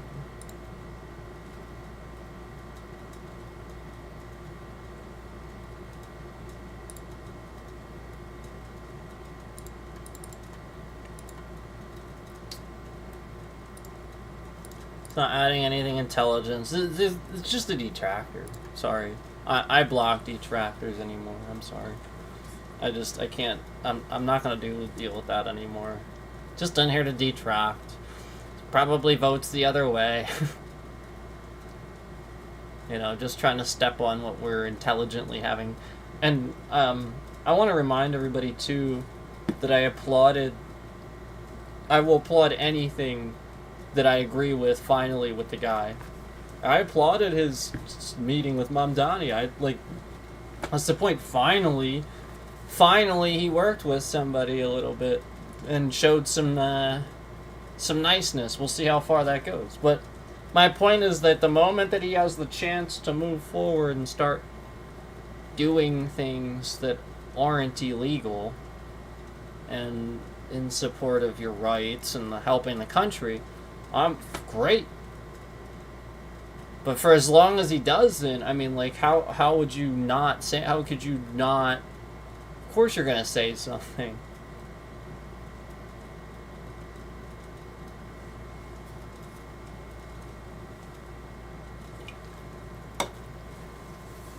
Anyway, we have pretty much come to the end of this, and I think this is a really important topic again, but you have to have some sort of middle of the road place where you come to with a lot of this stuff, where you we've talked about the situations on the road, how there's an extreme for one way or another, but there's kind of a more correct, more human, like even if you would say one is better than the other, one bad is better than the other, yes, there probably is, gradably, but at the same time, both are wrong. So the whole point is you try and always strive to never do either. You try so hard to never be that way, never do either. Don't ever be one extreme or the other. Just try very hard to do you and do exactly what you know is right and wrong. Yes, the answer to the question is both. Yes, exactly. See? You know? Yes, exactly. There is no or. The or shouldn't exist. Spot on. Exactly.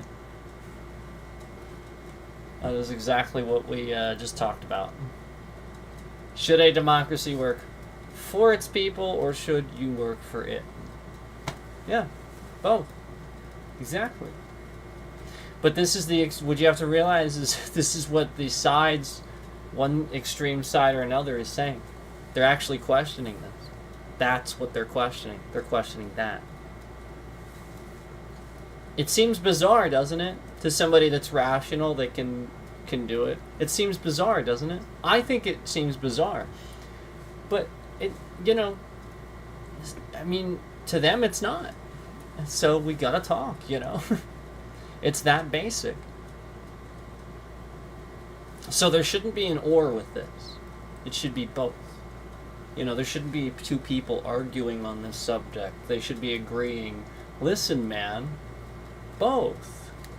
We're both right. That's not a both wrong either. It's a both right. They're both right. Does that make sense? So don't let the propaganda train roll in on you. And I think that's what's happening a lot. But yeah, this is it, guys. If any last questions or anything, say it now. Say it now. But we answered the question. We got it. It's all taken care of. We got it. We finally answered it. And Cammy B in chat agreed.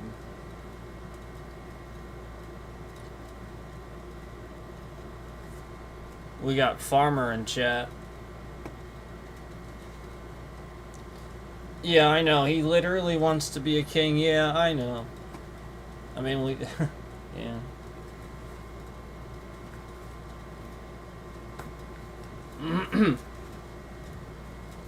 I think, I'll be honest with you. I'm gonna be perfectly honest with you guys.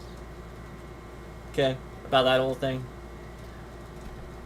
I really, really, really, really, really want you to understand that I truthfully believe that man thought he could legally do it. Not that it was illegal. Thought that just somehow he could legally sort of do that. Slowly.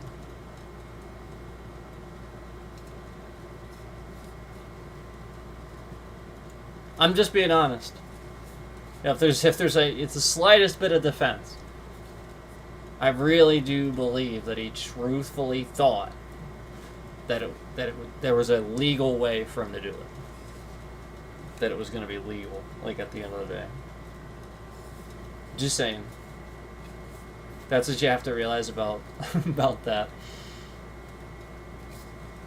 So remember, he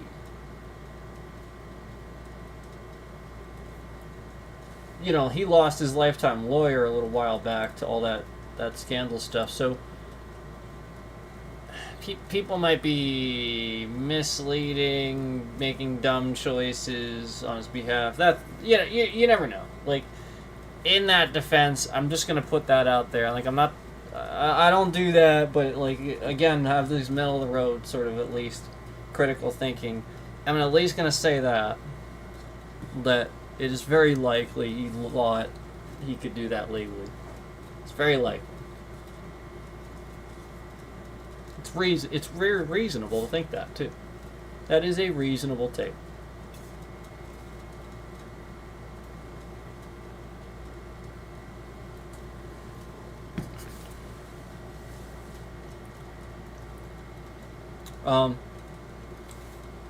What you have to realize about someone like that, though, is that's sort of kind of how they look at everything nonchalant, like it doesn't matter.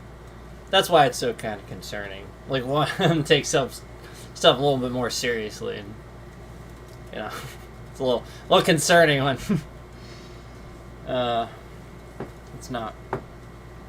It's like almost like complaining about rights and liberties being taken away, and as like propaganda flailing or something, and it's just not the case. Obviously, rights being taken away, that's important, man.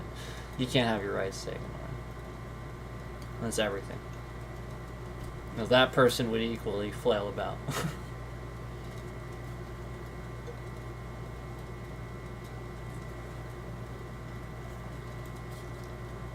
If that's it, guys. I'm just trying to linger here a little bit. In case anybody wanted to ask anything, I was just trying to help linger a little bit. But if we're good, then I'm good. I feel good about this. This is a lot of stuff that we had to get to, on this particular subject. But I think it is important to clear up, because again, you have one extreme and the other extreme thinking this, but at the same time, also with the ability to organically then see how we can look at a middle-of-the-road situation here, with two extremes, with two very reasonable extremes that people are arriving at. So it's not even just for this subject. Remember, this is a generalization. This is how we were able to arrive, and we're connecting all the dots. It was connecting all that, where it was saying, yeah, flat out, like even way earlier when you mentioned this, that's exactly, like how many times it mentioned Nazi Germany, and it mentioned like all these, again, the Cold War, Soviet Union, all these countries that again toppled and fell to not having the Bill of Rights, not having, just simply a way for that terrible regime to come in and undo all of the progress. He's ending the war in Ukraine just to start a war with Venezuela. I don't think the war in Ukraine is going to go and end the way you think it's going to go, or everybody else thinks it's going to end. But I hope it does. I hope that I hope that there's a peace negotiation and it goes that way. Here's what I think is going to happen. I think there's going to be a peace negotiation, and I think they're going to talk about ending the war. Everybody's going to back out, and Putin's going to do what he does. I don't think he's going to actually do it, but we'll see. We'll see, because it would render a retaliation. Technically, if he does that after negotiation, especially the U.S. is on it. Technically, it would render a retaliation from us of some kind. So, I don't know if this administration would do that. Seeing as how they've aligned themselves as being friendly with Putin. It's very strange, but that is what this administration's done. So, I just don't think I hope it will, but I just personally don't think that's going to go the same way. I think it's all nonsense and posturing again. Just like a lot of the stuff that he does. You say you're doing a deal, but is it really? I guess we'll see. And and again, Venezuela, yeah. And I realize, there's some other stuff going on. We talked about the Venezuela thing too. I didn't mean to make it seem like the whole Venezuela thing is just because of this one boat. There's some more things to it than that, but that's rising tensions caused by us. And that's not usually what we do. You have to understand that is very opposite of what we're supposed to do. So that was the whole point of that. I want you to realize that's the middle of the road take there. Like, just realize we don't normally do that. There's due process. We don't just fire on a boat that we find out later had 11 people on it. That we have no idea if they're cartel or not. Just 11 people. This is not good. We don't typically do it that way. So just realize that's just rising tensions. I realize there's other stuff too that goes into the Venezuela thing. I was just mainly more talking about that one attack for that, because it definitely was a big step in the wrong direction for sure, like you're saying, just to start a war with Venezuela. Yeah. So anyway, I'm gonna go ahead and get going.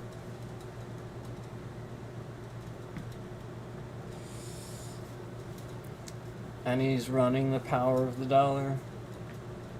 You mean ruining? Yeah, yes. Yeah, I figured that's what you meant, yeah. Yep. Yeah.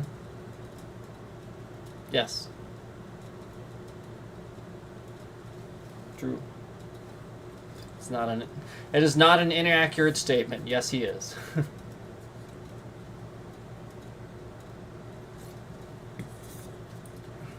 The businessman.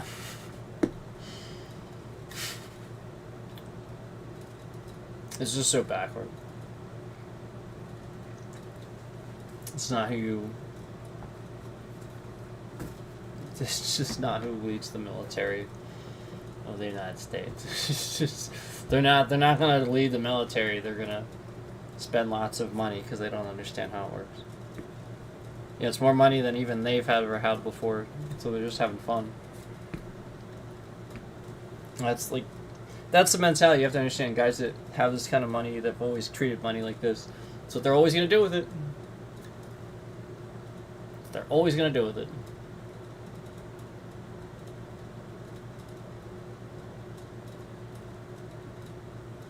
Do you think the Venezuela thing is part of an intimidation tactic against Mexico? Yeah, I do think that he is posturing against minority groups, Spanish minority groups, yes, and masking it as being against the war on drugs and stuff like that.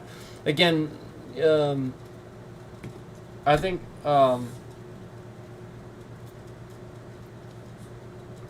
Trudeau from Canada probably said it best. Like, again, there are ways of going about this. We have legal deportation means. It doesn't look like the way he's doing it. It's obvious, like everything that's happening is obvious posturing for people to have brainwashed problems with viewing Spanish people or minority groups a certain way. I mean, we saw this way back. The FBI meddled in stuff, like the files have been leaked with the FBI being meddling and stuff before and causing. So, ignoring that is not a good idea. Like again, that's where we even covered that earlier on a little bit too.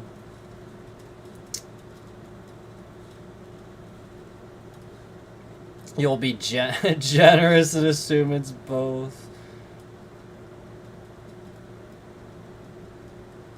China did a $180 million deal in the Middle East and paid in yen.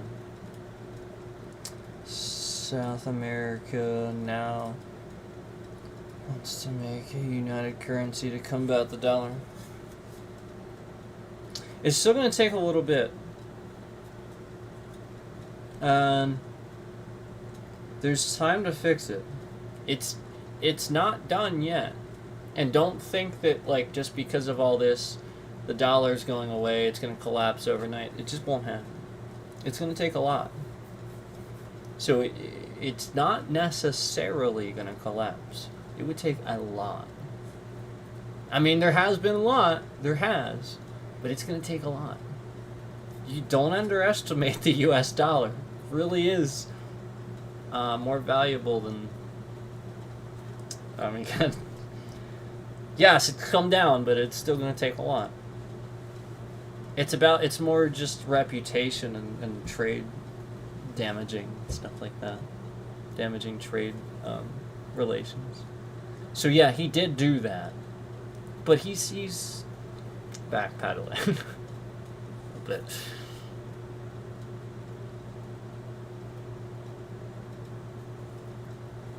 You don't think South America has the economic power to do that? Not yet. They could. Brazil has a nice economy, more than people think.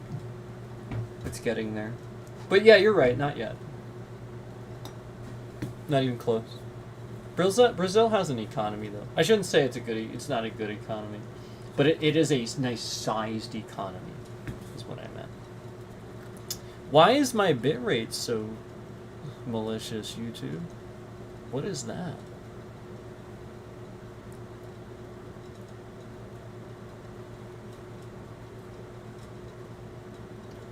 Yeah, I mentioned that Brazil has a nice sized economy, and my bitrate gets so malicious. Jeez.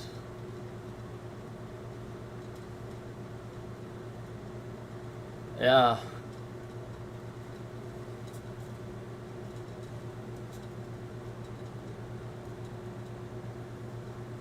Brazil has extreme corruption, extreme poverty. It's the India of South America. Yeah, I know.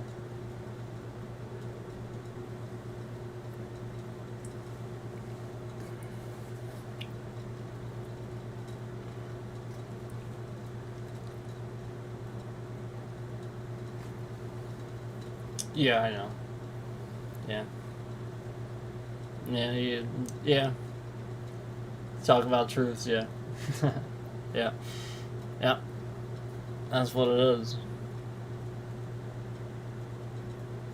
We talked about that earlier. We talked about how this is exactly what this is, just trying to,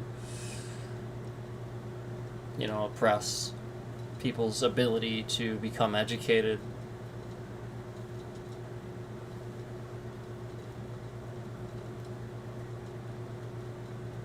I mean, either way, it's still going to be, incredibly illegal.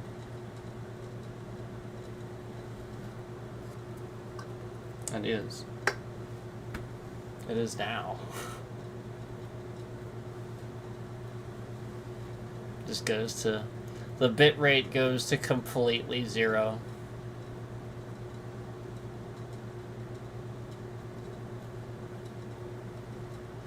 I think that the stalker that's doing this wants me to start blaming it on Brazil randomly. That's usually what happens. Usually they just want me to blame it on the thing that, essentially I just said. That's the point. So if anything, it actually sort of proves what I said before, who it is.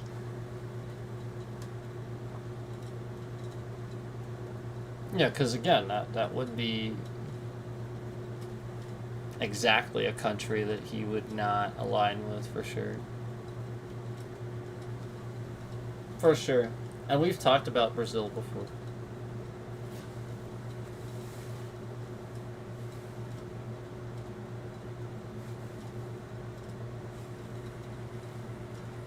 I mean, don't let this confuse you. Donald Trump doesn't even like soldiers. He calls soldiers suckers and losers. So, I mean, you're talking about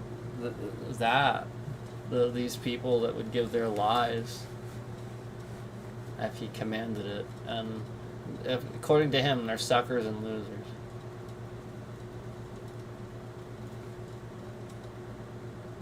So. I wouldn't listen to that person's opinion. Not really much of anything.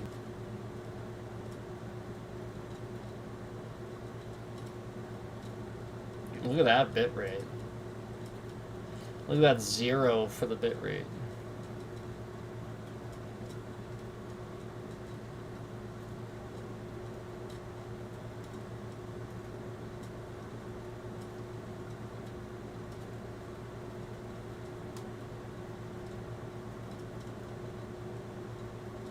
Yeah. Pretending like the bitrate isn't shifting around when we say certain things. I mean, that's you know, like it's just obvious. Brazil has potential as a country, but it's sad to see the insane gap in wealth. Yeah, the country needs to put a lot of work into becoming influential. Yeah, exactly. Yeah, India, same thing. Same thing in India. It's exactly the same problem. You have Dubai, and then everything else.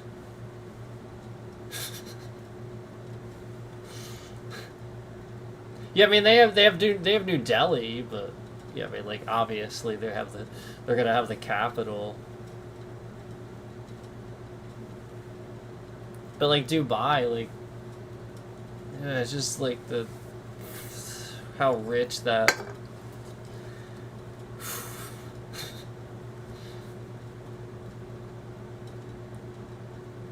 It's bad, the gap. It's really bad.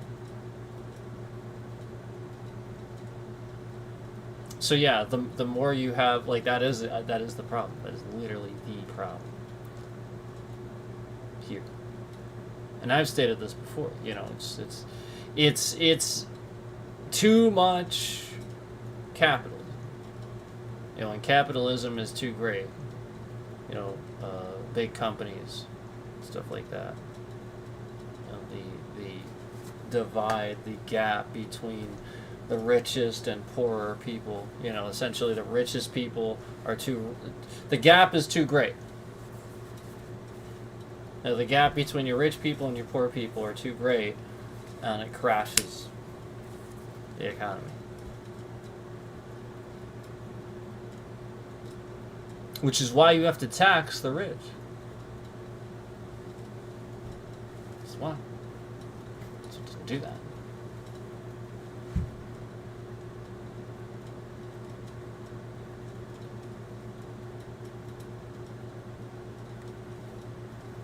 All right, guys. I'm gonna go. I'm gonna let this drag out because they're shifting the bitrate around. So I'm gonna walk away for a little bit and let it on the screen, simply because they're shifting the bitrate around, just so that it has time to get caught up, which is what they're trying to do. They're trying to make sure that there's like a whole section cut out or something like that. So obviously we're just gonna, you know, let a little bit of time go past. Because obviously everybody's behind with the bitrate this malicious. So yeah, appreciate you guys for hanging out. And that's why they're doing it too. Again, a lot of the real reason is for detrending. So as you guys are coming in, you know, they want the streams to be shorter. You know, I've talked about this. You know, YouTube is literally just lying and forcing things to be shorter, canceling entire channels, deleting whole channels. And so you have to realize that as you guys engage and come in at the end and elongate the stream, they shift the bitrate around to cause a problem for you to watch the stream, so that way it takes away from my ability to engage. So YouTube's been doing that for a long time. They've been ruining my engagement for a very long time.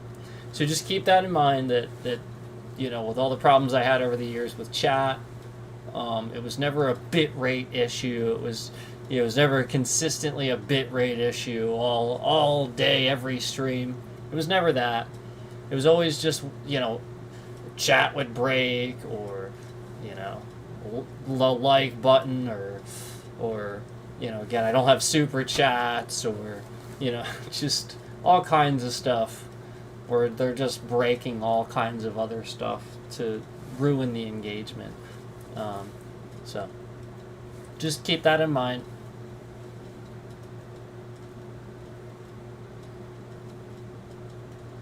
Yeah.